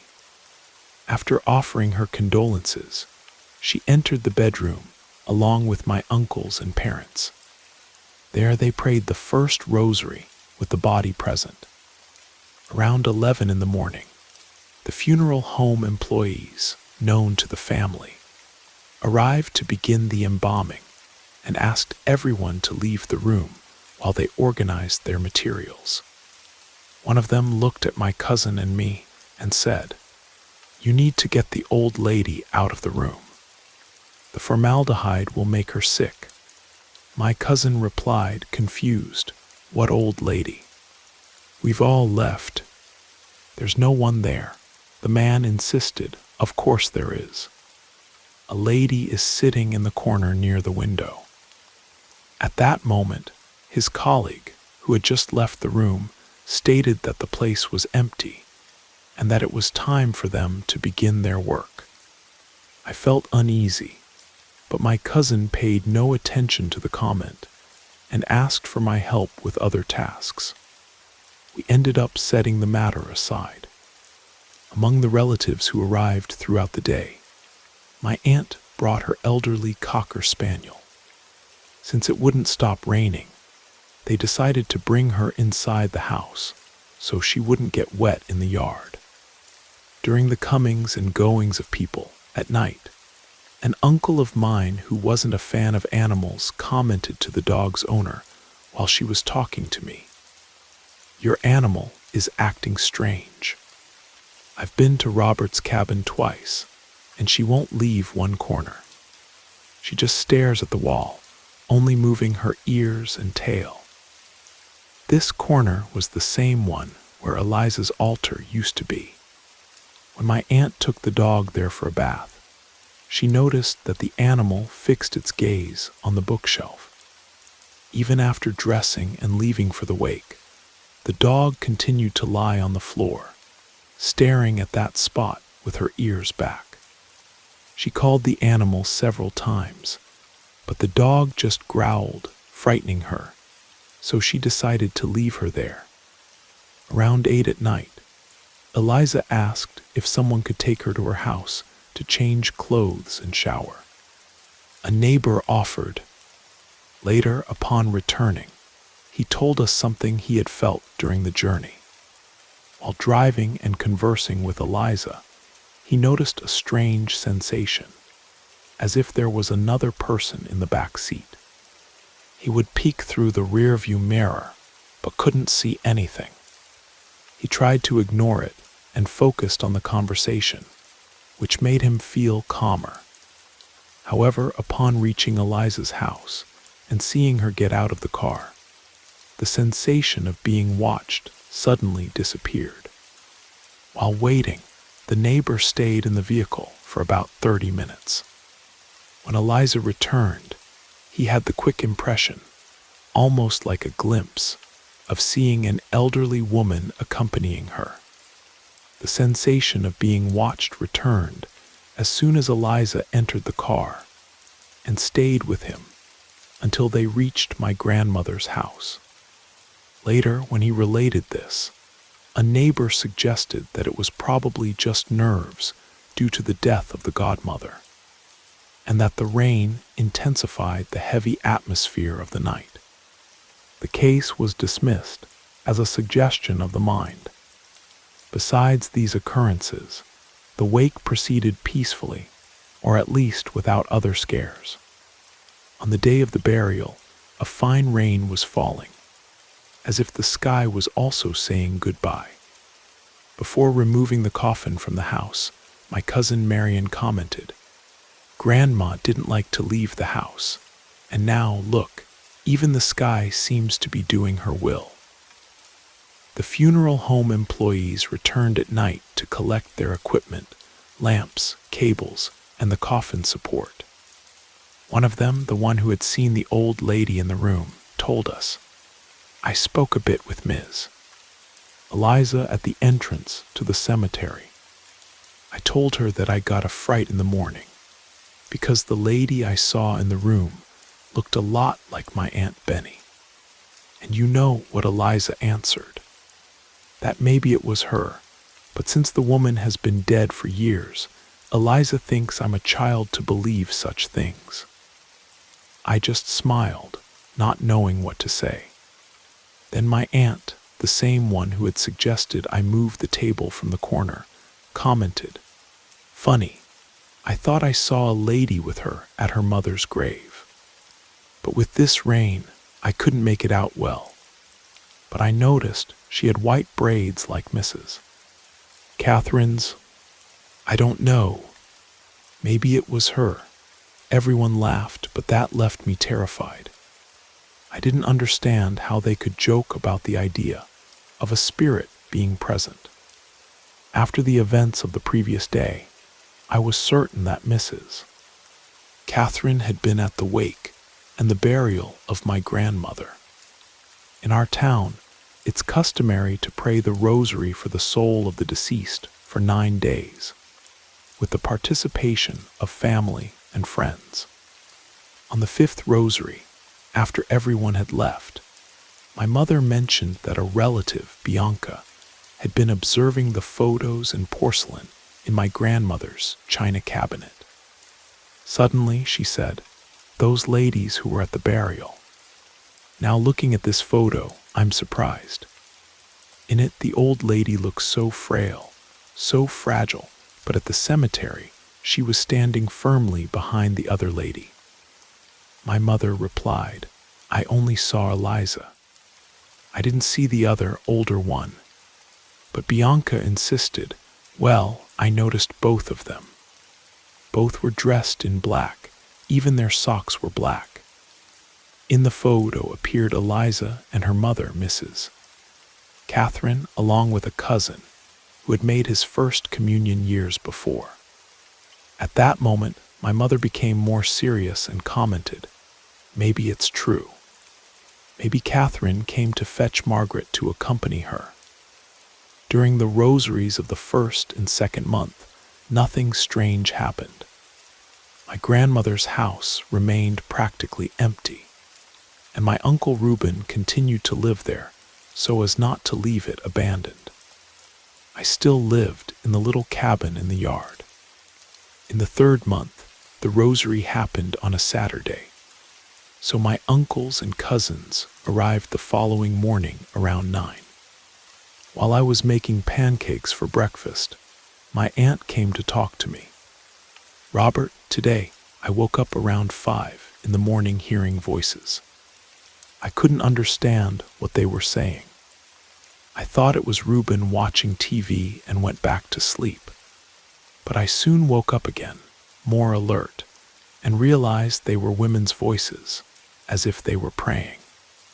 I got scared and woke up your uncle, but by the time he got up, everything was silent. He didn't hear anything and went back to sleep. I, however, couldn't anymore, and she added, "I need to tell you something else. On the day of my mother's burial in the morning, something strange happened that we didn't tell anyone, especially you, not to frighten you. Perhaps you remember that Reuben went to sleep in your room around 4 in the morning, right? Well, later, while we were having coffee, he was irritated and asked who had slept with him. I said no one had." She continued, "The children were in the living room. I didn't close an eye and I didn't go in there. But he insisted that someone had lain down beside him. He said he even heard the person snoring very close, and when I denied it, he got angry and said, 'I'm not crazy.' I asked my aunt, 'Aunt, what if it really was Catherine who came with Eliza on the day of the wake?' Many strange things happened. You can laugh, but thinking about it, you can't call it all coincidence." My aunt replied, "If it wasn't Catherine, maybe it was some spirit that Eliza brought with her witchcraft. Who knows what she did in your house that day? That's why, besides praying the rosary for your grandmother, we also offer it for Catherine's soul." In the 4th month, something very strange happened. In the early morning and throughout the morning, an intense smell of incense and essences, like those used in churches, filled the house. The family members who arrived early noticed that the aroma was even stronger in my little cabin. There was no explanation for it. Then suddenly, the smell disappeared. During the rosary, the Mass that month was also dedicated to Mrs. Catherine. After that day, nothing unusual happened again. No one heard or saw anything out of the ordinary. It's curious how certain events seem small until we start connecting them to others' experiences. For me, it's increasingly clear that Mrs. Catherine's spirit was present at the wake and burial of my grandmother.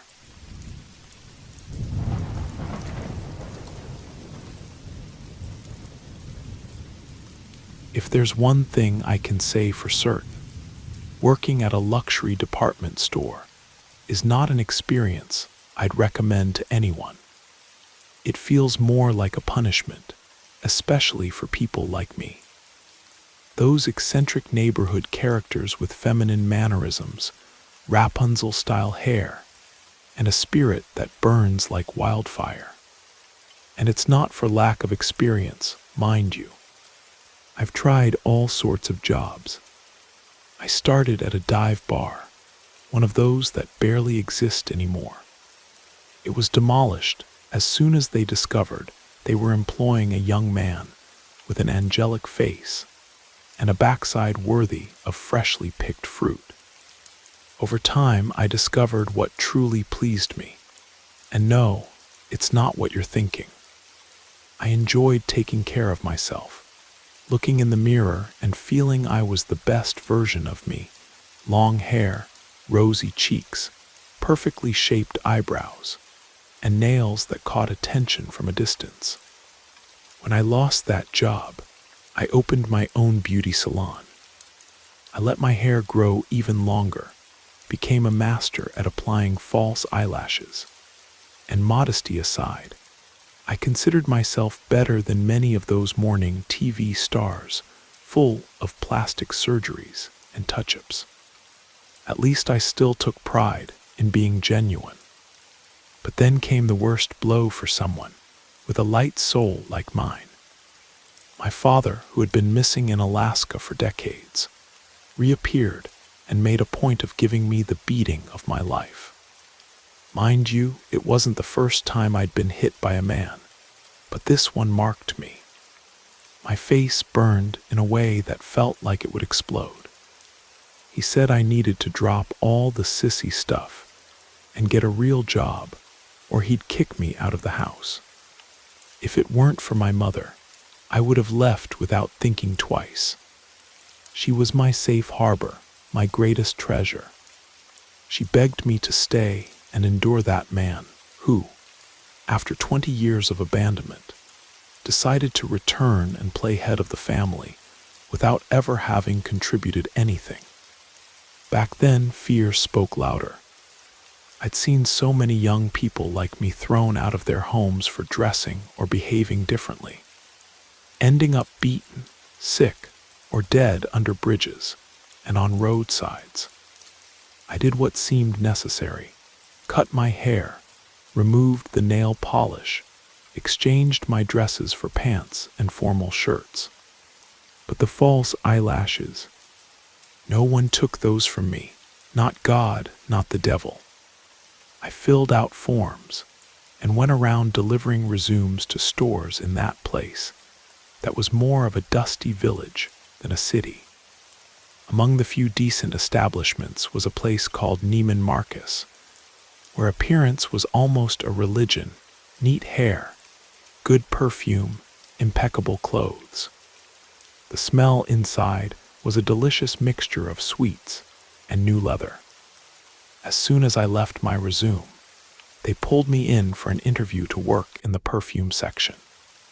From the beginning, the manager, an older man with white hair and a blue tie, looked at me as if every detail about me was a puzzle. His eyes stuck on my eyelashes, clearly questioning whether they were natural or just very well glued on. After a series of questions, including whether I had any diseases, they hired me. I left believing it would be the beginning of something good. Maybe I'd even make friends. But it only took the first week to understand the type of environment I was in. The team seemed like a flock of vultures, ready to harm you just to score points with the boss. And the manager, to make matters worse, was obsessed with perfection. There couldn't be a single mark or stain on any display. I was about to throw it all away when news came that the manager had a health problem. They needed an immediate replacement, someone trained and prepared to take over. When my eyes landed on him, I almost lost control. Ryan was pure enchantment, a muscular man with that irresistibly masculine air that seemed straight out of a Hollywood movie. He had a smile that looked more like a work of art, each one worth more than gold. Suddenly, my idea of quitting that job simply disappeared. I started extending my shifts mentally just to be able to see him a little more. Whether it was his perfect face or the body that was clearly sculpted at the gym. My desire for him grew, but the courage to say something that never appeared. While I hesitated, The other girls didn't waste time. They used their usual tactics, leaving sweets on his desk, appearing with provocative necklines, or adjusting their clothes to show what they thought were their best assets. And me, the most I did was bat my voluminous eyelashes, trying to hypnotize with my gaze. But Ryan seemed so absorbed in his work that he noticed neither me nor them. Everything changed when he invaded my dreams. It was an intense dream, the kind that makes you wake up sweating and smiling. The scene was clear, our hands touching, our lips meeting, and a passion that burned like fire. I woke up determined to get closer to him. Back then, computers were still a luxury, a thing for the rich or private school students. For those who didn't have that privilege like me, the solution was to resort to internet cafes. I went to one before work and immersed myself in forums about love spells. They were smaller communities than what we see today, but full of curious tips. I discovered rituals with candles, roses, honey, sunflower seeds, and rose petals. I bought everything and followed the instructions to the letter, engraving our names with a pin, lighting the candle every night, and making the request with devotion. But nothing happened. Ryan continued to ignore me, while my desire only increased. I tried to get noticed with small gestures, subtle blush, directed smiles, provocative looks. He remained oblivious, but the other girls noticed and mocked me. This crazy person really thinks he's going to conquer the boss. Ridiculous, they said. That filled me with rage, but I knew they were right. If I continued betting on failed spells, I wouldn't get anywhere. So I turned to some acquaintances from the old bar where I worked. They referred me to some witches who performed powerful love bindings, but the price was sky high.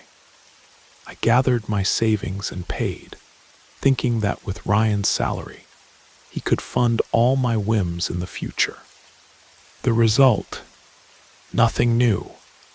I just lost money and was filled with hatred. Desperation began to hit. My mother said it was love sickness, but life is full of surprises, and an unexpected gift awaited me. On a day off, I went to the flea market with my mother to buy vegetables and meat. I wasn't in the mood to go out, wanted to sleep in. But since my father wasn't home, I had to help. While strolling through the stalls, something peculiar caught my attention. It was a statue. A woman with dark skin, hair black as night, and eyes that seemed to see into your soul. Her breasts were exposed, and she wore a tight skirt and high heels, exuding a hypnotizing energy. "Who's this?" I asked the lady who was selling it. "I'm not sure," she answered. "She looks like a little devil, but they say she performs miracles." I asked the price, and to my surprise, I didn't find it expensive. I examined it carefully, checking for any defects like cracks or peeling. It was impeccable, and it seemed the lady who sold it had treated it with great care. Without thinking twice, I bought it and took it home. I don't know how to describe what I felt, but if I can be direct, it was love at first sight. The statue captivated me in an inexplicable way. My beloved protector of loves, the lady in red, seemed to have chosen me among that crowd that passed without even noticing her. But she knew about the intense desires I carried in my heart and the overwhelming passion that kept me awake because of Ryan. With the statue in hand, I returned to the internet cafe to understand more about the figure I had brought home. I described her appearance and attire in my searches until I discovered She represented a powerful spirit of love and desire. I found various guidelines on how to please her, how to ask for her help to fulfill even the most difficult desires. I decided to start with a sweetening. My intention was simple. I wanted Ryan, my boss, to at least notice that I existed, to start liking me, and maybe fall in love. For this, I followed what the lady in red asked for: daily prayers, offerings, thoughts dedicated to her and my desire. I did this for weeks, and soon began to notice changes around me. I remember one particular day. I was attending to an indecisive customer, one of those who try on 1,000 things without buying anything. My break had already passed, and hunger forced me to improvise. I grabbed some tacos I had stored in the locker and took a few quick bites. I barely noticed that some colleagues from the clothing section were watching me, ready to report me to the manager. Ryan came to talk to me, asking if it was true that I was eating. I said yes, explaining that I didn't have time for lunch. He looked at me with a gentle smile, asked the others to stop picking on me, and even complimented them. Learn from him, he always serves with good humor.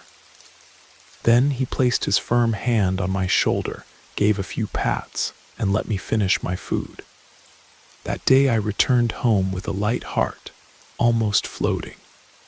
I greeted everyone on the way, wishing them good evening, as if the world was in my favor. Upon arriving, I thanked the lady in red with more sweets than usual, cleaned her statue carefully, sprayed perfume around, and decorated the altar with fresh flowers. That night I dreamed of Ryan again, but time passed, and our relationship remained in the same place. Some good mornings, some exchanged smiles, but nothing beyond that. Not an accidental touch, not a gesture that would make me believe things were progressing. I knew I would need to do something riskier, perhaps even dangerous, to try to win what I so desired. I spent my afternoons at the counter, observing Ryan from a distance, imagining a life by his side, while doubt consumed me. Should I ask my lady for something stronger or not? She was the goddess of passions and desires, and knew how to fulfill dreams, but only when treated with due reverence.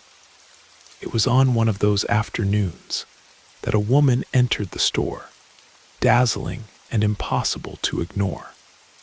Hair with blonde highlights, generous neckline, voluminous lips, imposing eyelashes like mine, and a body that attracted glances from all sides. My colleagues practically drooled at the chance to serve her, but it was as if a bomb had dropped on us when she went straight to Ryan, greeting him with a kiss on the mouth. Each step she took seemed to destroy expectations, and among the many broken hearts at that moment, mine was in the middle. Could it be that he had a wife? It had never crossed my mind. I always assumed he was free, someone who could be loved without barriers. But now it seemed clear that he had someone. I won't deny it.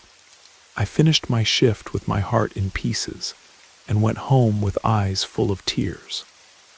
I couldn't even touch my bread with coffee, something I had always done since childhood. My mother noticed my sadness and asked if I was sick. I replied that I was, saying that love sickness had hit me hard. She caressed my short hair, which now looked like any man's, and said something that cut through me. Someone like you, my son, is only good for fun. Afterward, they throw you away like an old rag.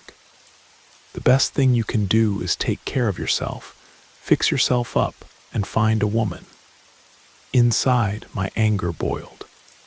Her words hurt my pride. I said I wasn't feeling well and needed to rest. As soon as she left and closed the door, I knelt before my dark-skinned lady with tears streaming down, begging her not to leave me alone, to help me find love. I promised to give her anything she asked for if she granted me this desire. The next morning, I got up earlier than usual and went to the internet cafe. I arrived before it opened and waited, hugging my flannel sweater to ward off the cold. When the attendant finally arrived and opened the door, I entered hastily. I needed time to immerse myself in my searches. The forums and blogs were the only source of information. I spent hours reading stories of people who also sought the help of the lady in red. There were many successful accounts, but none gave me a clear guide of what to do. In my desperation, I mustered the courage and wrote a message. I asked if anyone knew how to bind a strong man and make him desire me exclusively. Someone who would obey me and want me as he had never wanted anyone. I waited about 40 minutes until a user with the nickname Night Star responded. She described what I needed to do, how to ask for the lady in red's favors, and to my surprise, even gave tips for unforgettable nights of passion. According to her, colored candles and a special oil would make all the difference. I wrote everything down on a piece of paper, paid for my time, and went home. That day, I didn't have time to buy the items I needed, and wasn't even sure if I would find everything easily. But my determination was immense. The next morning, I woke up early again and went from stall to stall, almost like a pilgrim, asking for each item, candles, seeds, fruits, and other things that, out of respect for my lady, I prefer not to mention. I spent time collecting everything until I crossed off all the items on the list. Meanwhile, Ryan continued to be kind to me. He greeted me, asked about sales, and went about his work. But that afternoon, seeing him leaving the store with those tight pants that marked every movement, I thought to myself, "Go ahead, my dear, because tomorrow you'll be mine alone. Mine and no one else's." I pressed the van driver to drop me off quickly at my destination. I went up to my room without talking to anyone and hid my things. Then I went down to dinner with my parents, pretending everything was normal.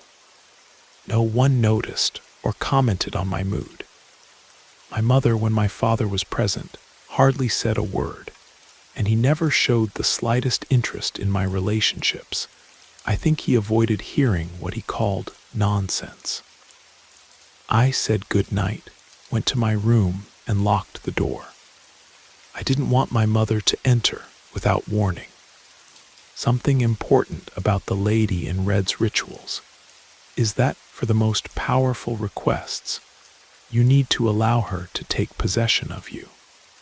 The prayers, along with what you consume and the smoke from the candles, lead you to a state of trance. Gradually, you dissolve and make space for her to enter, flowing in your body, in your bloodstream, entering and leaving freely like the air you breathe.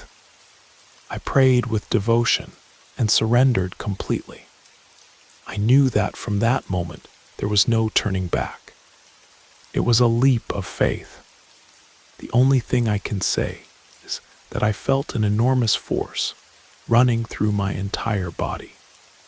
In the midst of this trance, I asked the lady for Ryan to be mine, to not think of another person, and to dedicate himself entirely to me. In this state, I felt a strange need to do things I wouldn't normally do, dance without clothes, raise my arms and shake them as if they were ribbons in the wind.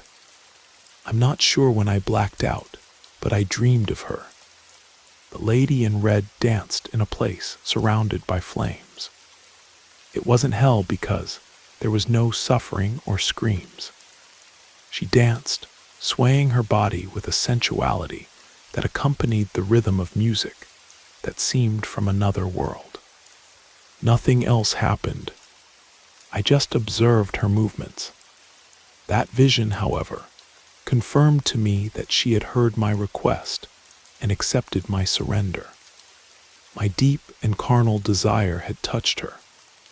The results didn't appear immediately. They took a few weeks, but one night they finally materialized.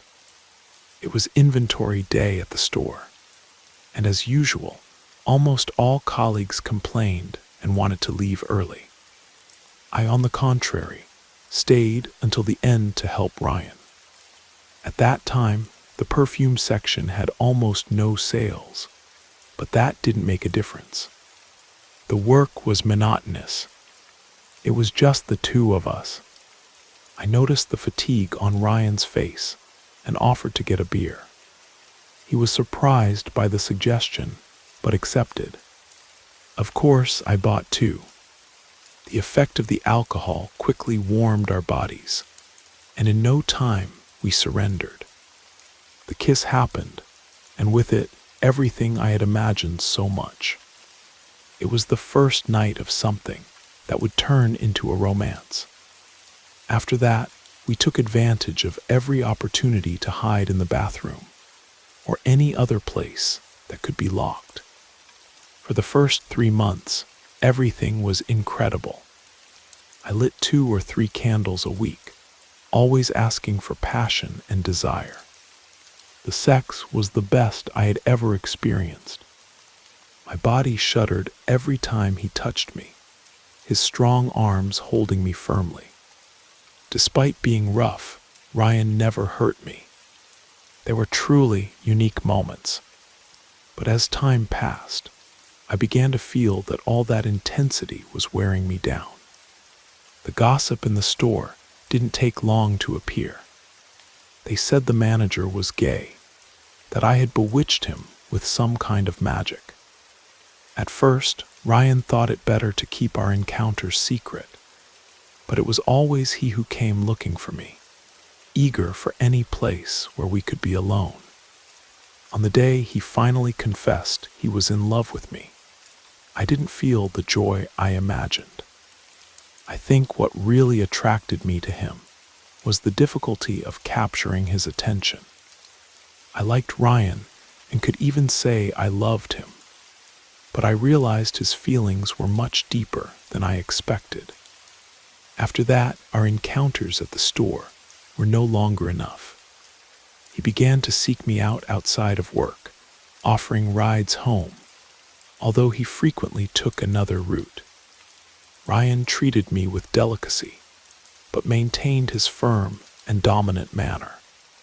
In the end, we would finish exhausted, with the sheets soaked and hunger growing. He would ask for something to eat, hug me, and confess that he had never felt that way about anyone, not even his wife. Whenever he mentioned that woman, I would get furious, taken by an almost animalistic instinct. I hated hearing her name, and her stories full of details from a world that wasn't mine. Every time he talked about her, I would make a scene. If she's so important, why don't you go back to her and leave me? These words seemed to hurt him deeply. His gaze would fill with sadness, and his voice would falter as if something got stuck in his throat. Don't abandon me, please, not you. Forgive me, I promise I won't talk about her anymore. Despite my resistance, I would end up forgiving, and soon we would surrender to each other again. He treated me like royalty, buying whatever I wanted and even giving me money for expenses. I accepted without hesitation. When I passed by the girls who previously tried to get close to Ryan, I made a point of raising my chin and showing that he already had an owner. The first year with Ryan was comfortable, but everything changed in December. I was attending to a customer, because at that time, perfume sales for gifts increased, and I was explaining how citrus fragrances matched her. Suddenly, I felt a pull on my hair, so strong it almost twisted my neck. I was dragged against the counter, and my head hit hard. The pain radiated through my neck as I was pulled down the corridor. Only then did I notice the legs and the prominent bust. It was Ryan's wife. "I already know you've been hitting on my husband, you slut, but you won't take him from me so easily." She attacked me like a wild cat. I defended myself as best I could, retaliating when I had the chance. But her anger was a whirlwind of blows and screams. Ryan had to intervene, holding her by the arms and pulling her away from me. She still shouted insults, calling me vulgar and opportunistic. When it was all over, I looked at the floor and saw my false eyelashes fallen along with strands of hair torn out. The people around, customers and employees, stared at me with expressions of horror and contempt. I felt my face burn with shame. I picked up what I could from the floor and left, leaving the cash register open and the store in a hurry. I waited the entire weekend thinking Ryan would come looking for me, but he didn't appear. Curiosity corroded me, so I went to the store. There, one of the few colleagues with whom I had a friendship told me everything. After I left, Ryan also disappeared. In his place came 2 police officers to hear accounts of what had happened. Everyone confirmed that the wife had attacked me because of our affair. The police wanted to know where I lived, but no one there knew. I feared them discovering my address, not only because of the embarrassment of exposing my simple house to those people who would certainly make fun of it, but also for safety reasons. It's not sensible to give out that kind of information these days. "And Ryan, is he at the store?" I asked, anxious to talk to him. "Don't you know? He was arrested, you idiot. Arrested." "Why? What happened?" "They say he and his wife continued arguing in the car while he was driving. Some think it was an accident. Others say it was on purpose.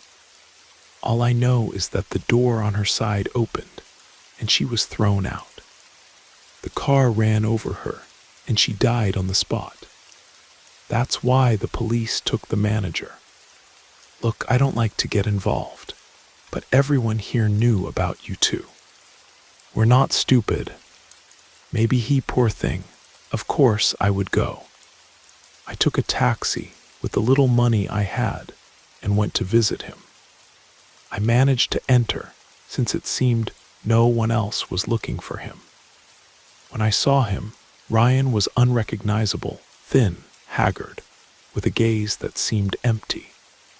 I thought he was overcome with guilt, but the first thing he told me was that he wasn't eating because he couldn't see me.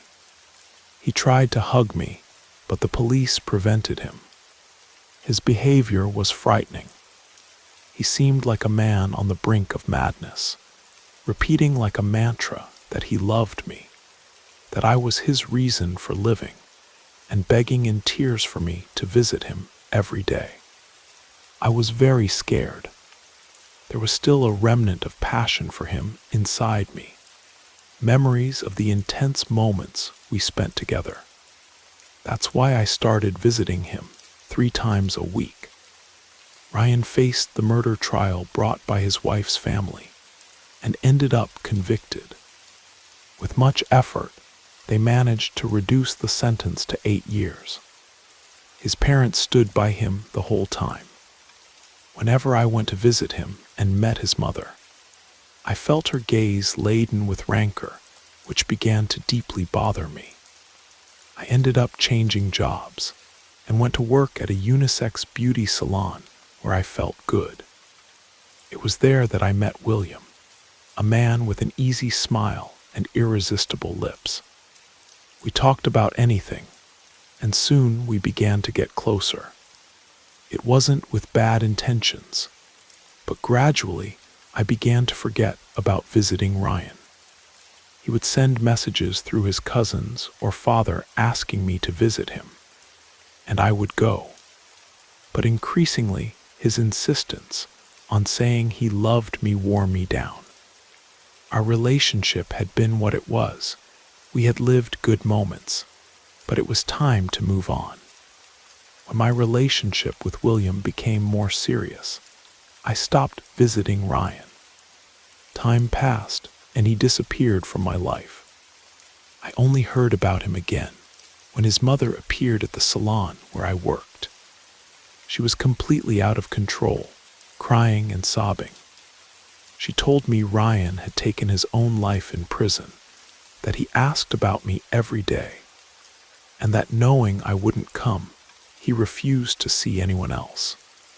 She blamed me for his death, pouring out insults that I already knew well. Before leaving, she swore revenge, leaving a heavy weight on my chest. I didn't dwell too much on what happened. Of course, I felt sadness for Ryan's outcome, but I never thought it was my fault. I believe the weight of what he did to his wife was what really destroyed him. No love lasts forever, and if he couldn't be with me, there was no chance that what we had would resist time. May he find peace, and may his family find consolation. With William, I had a relationship that lasted several years.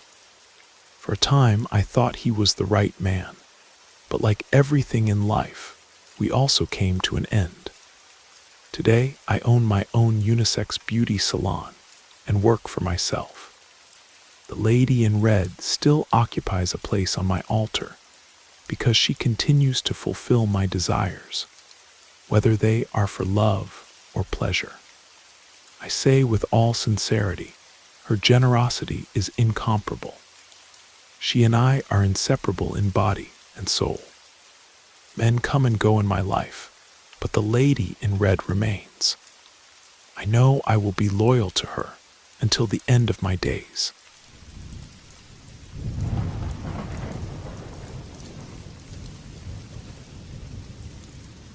I've been wanting to share this with someone for a long time, but finding the right words has never been easy. I've always been somewhat of a coward, yet my curiosity about the unexplainable always overcame that fear. Let me start with a question. Have you ever visited a house that people claim is haunted? If your answer is no, let me tell you, I've been living in one since I can remember. I moved to this house on Willow Creek Road when I was only 7 years old. Now at 21, I can guarantee that time hasn't diminished the fear. This house belongs to my grandfather, and it's usually just the two of us here since my mother works night shifts at the hospital and is rarely home. The terrifying sounds began the moment I arrived. At first, everyone said it was just my overactive childhood imagination.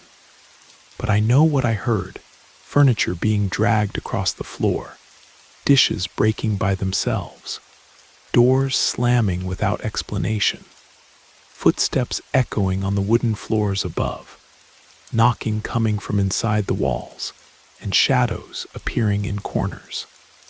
Still, the sounds aren't the worst part. The worst is what happens when I try to sleep, always during episodes of sleep paralysis.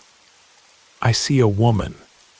She appears in the dark corners of my room, watching me in silence.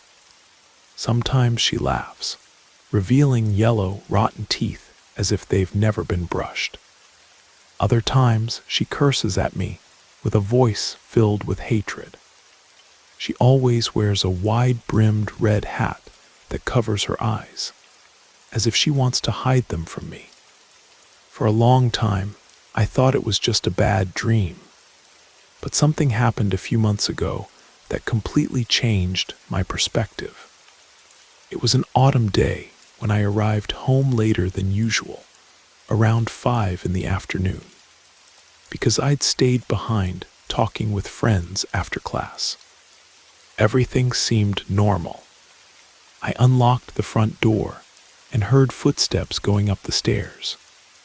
I didn't pay much attention because I assumed it was my grandfather. I put my backpack on the antique couch and went to the kitchen to get a glass of water. That's when I received a text message.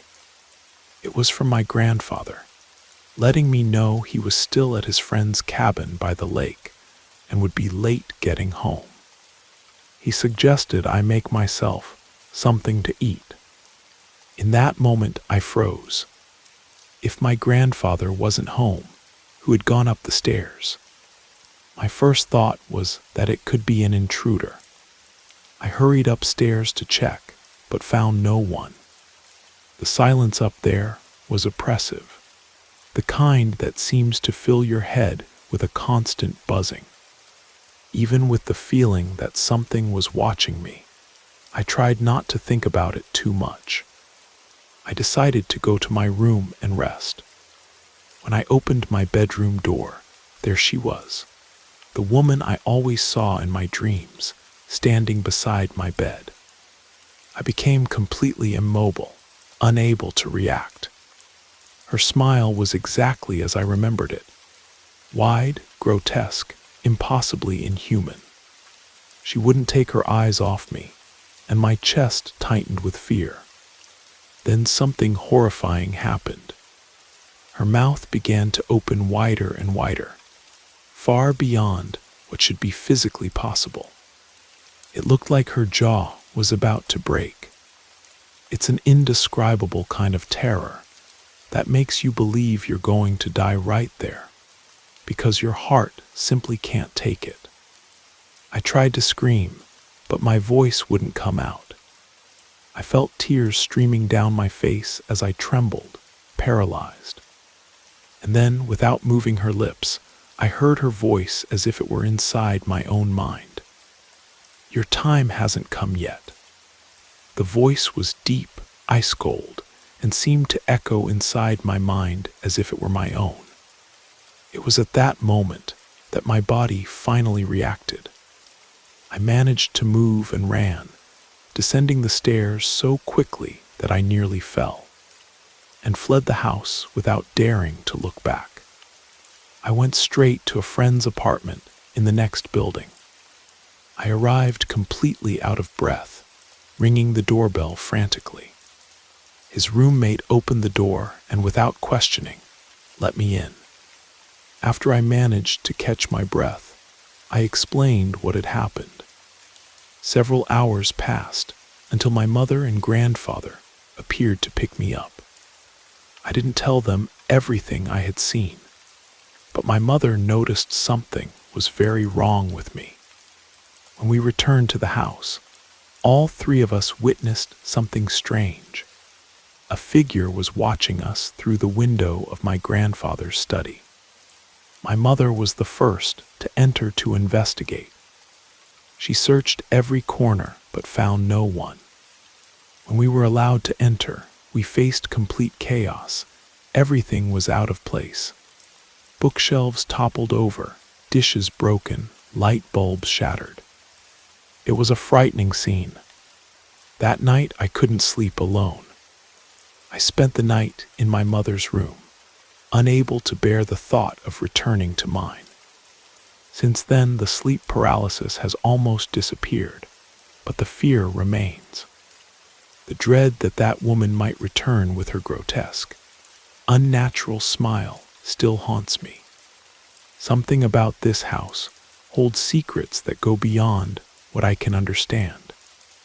My grandfather sometimes stares at the walls as if he can hear things that I can't.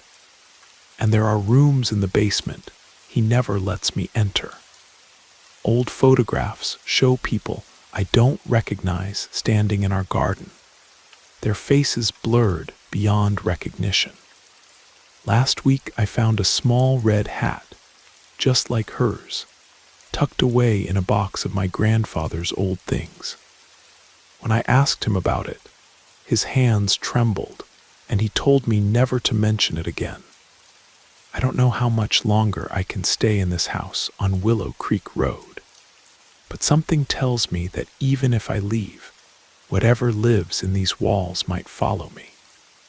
After all, she said my time hasn't come yet, which makes me wonder, what exactly is she waiting for?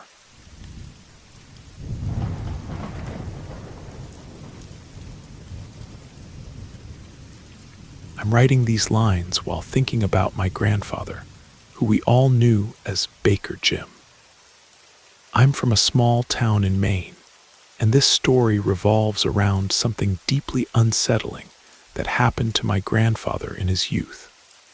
Without further introduction, this is my grandfather's story.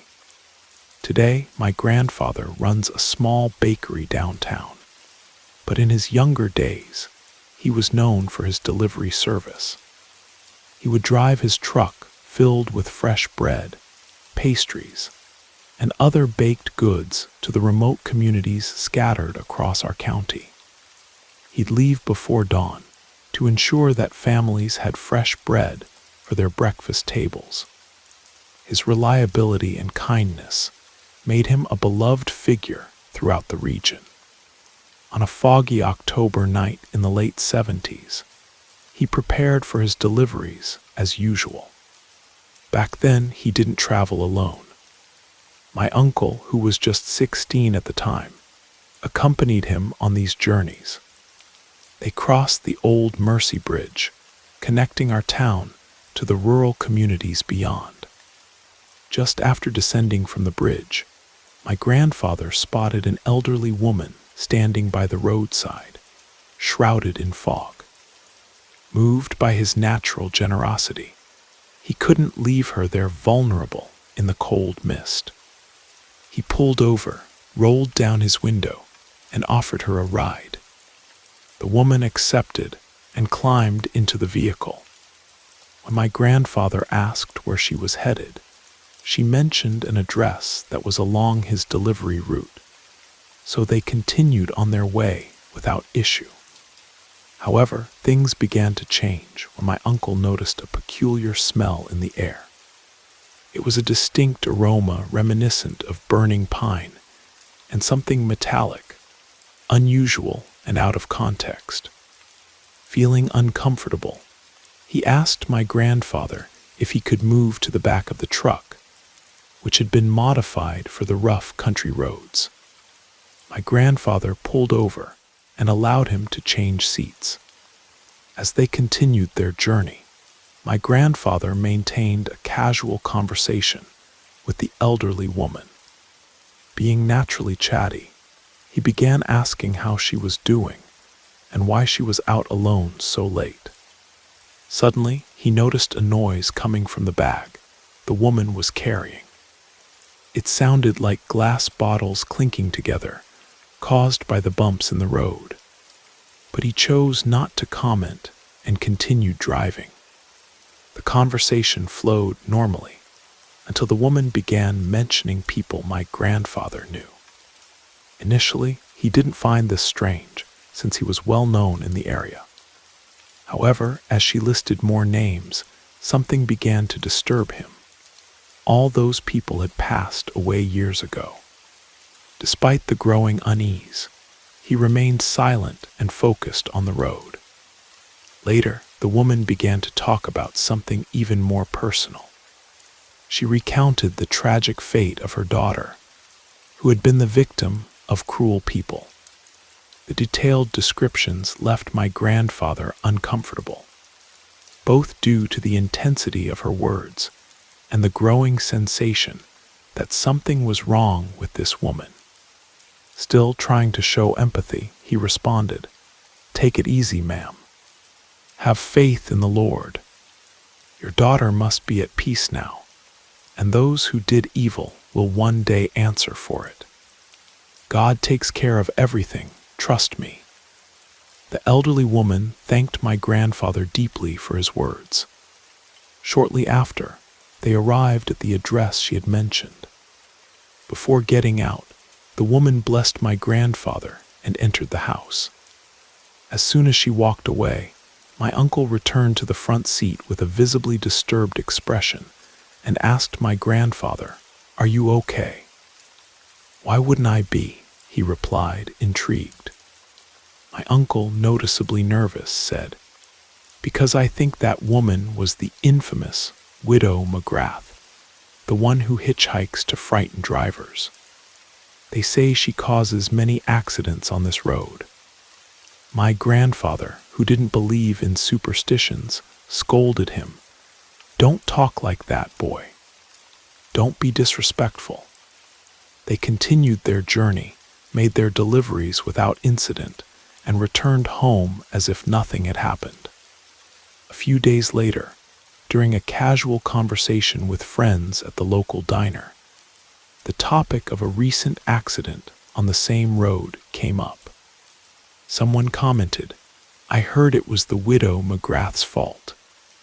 They say she appeared to the driver, and that's why he lost control of the car." At that moment, my grandfather remembered giving the woman a ride and recalled my uncle's words.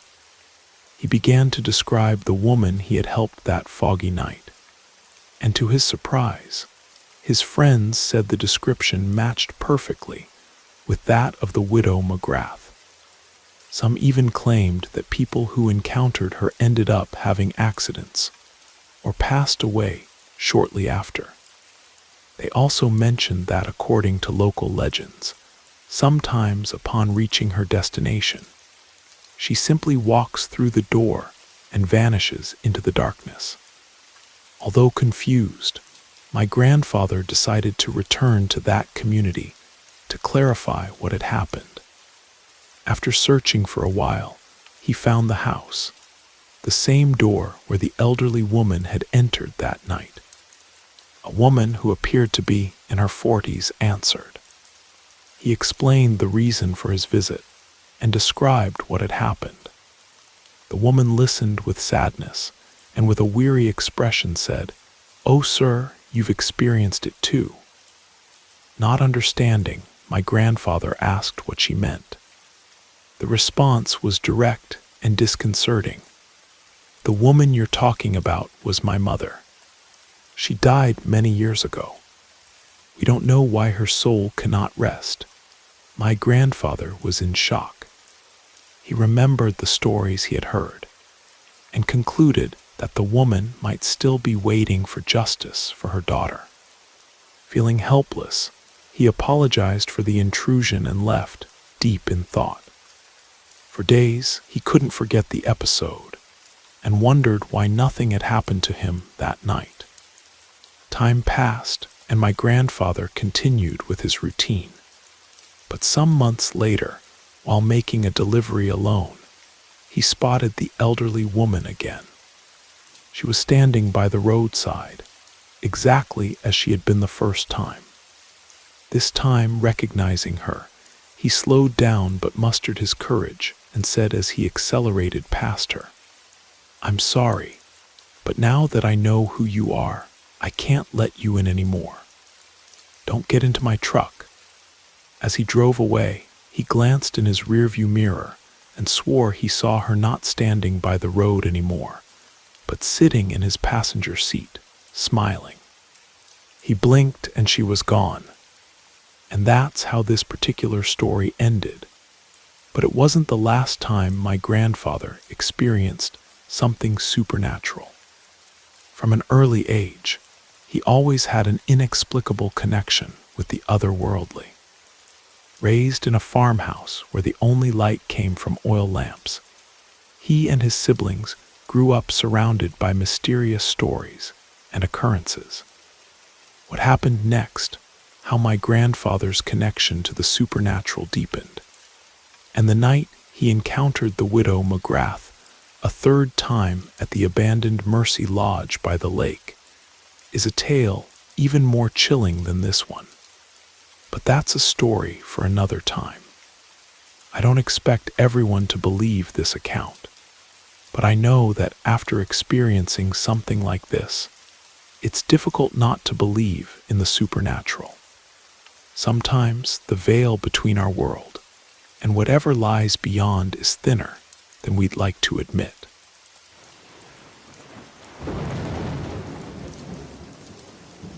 You made it to the end of the stories.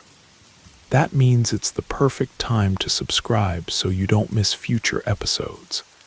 And if you haven't already, leave a like and drop a comment. I'd love to hear your thoughts. Have a great time relaxing, and good night.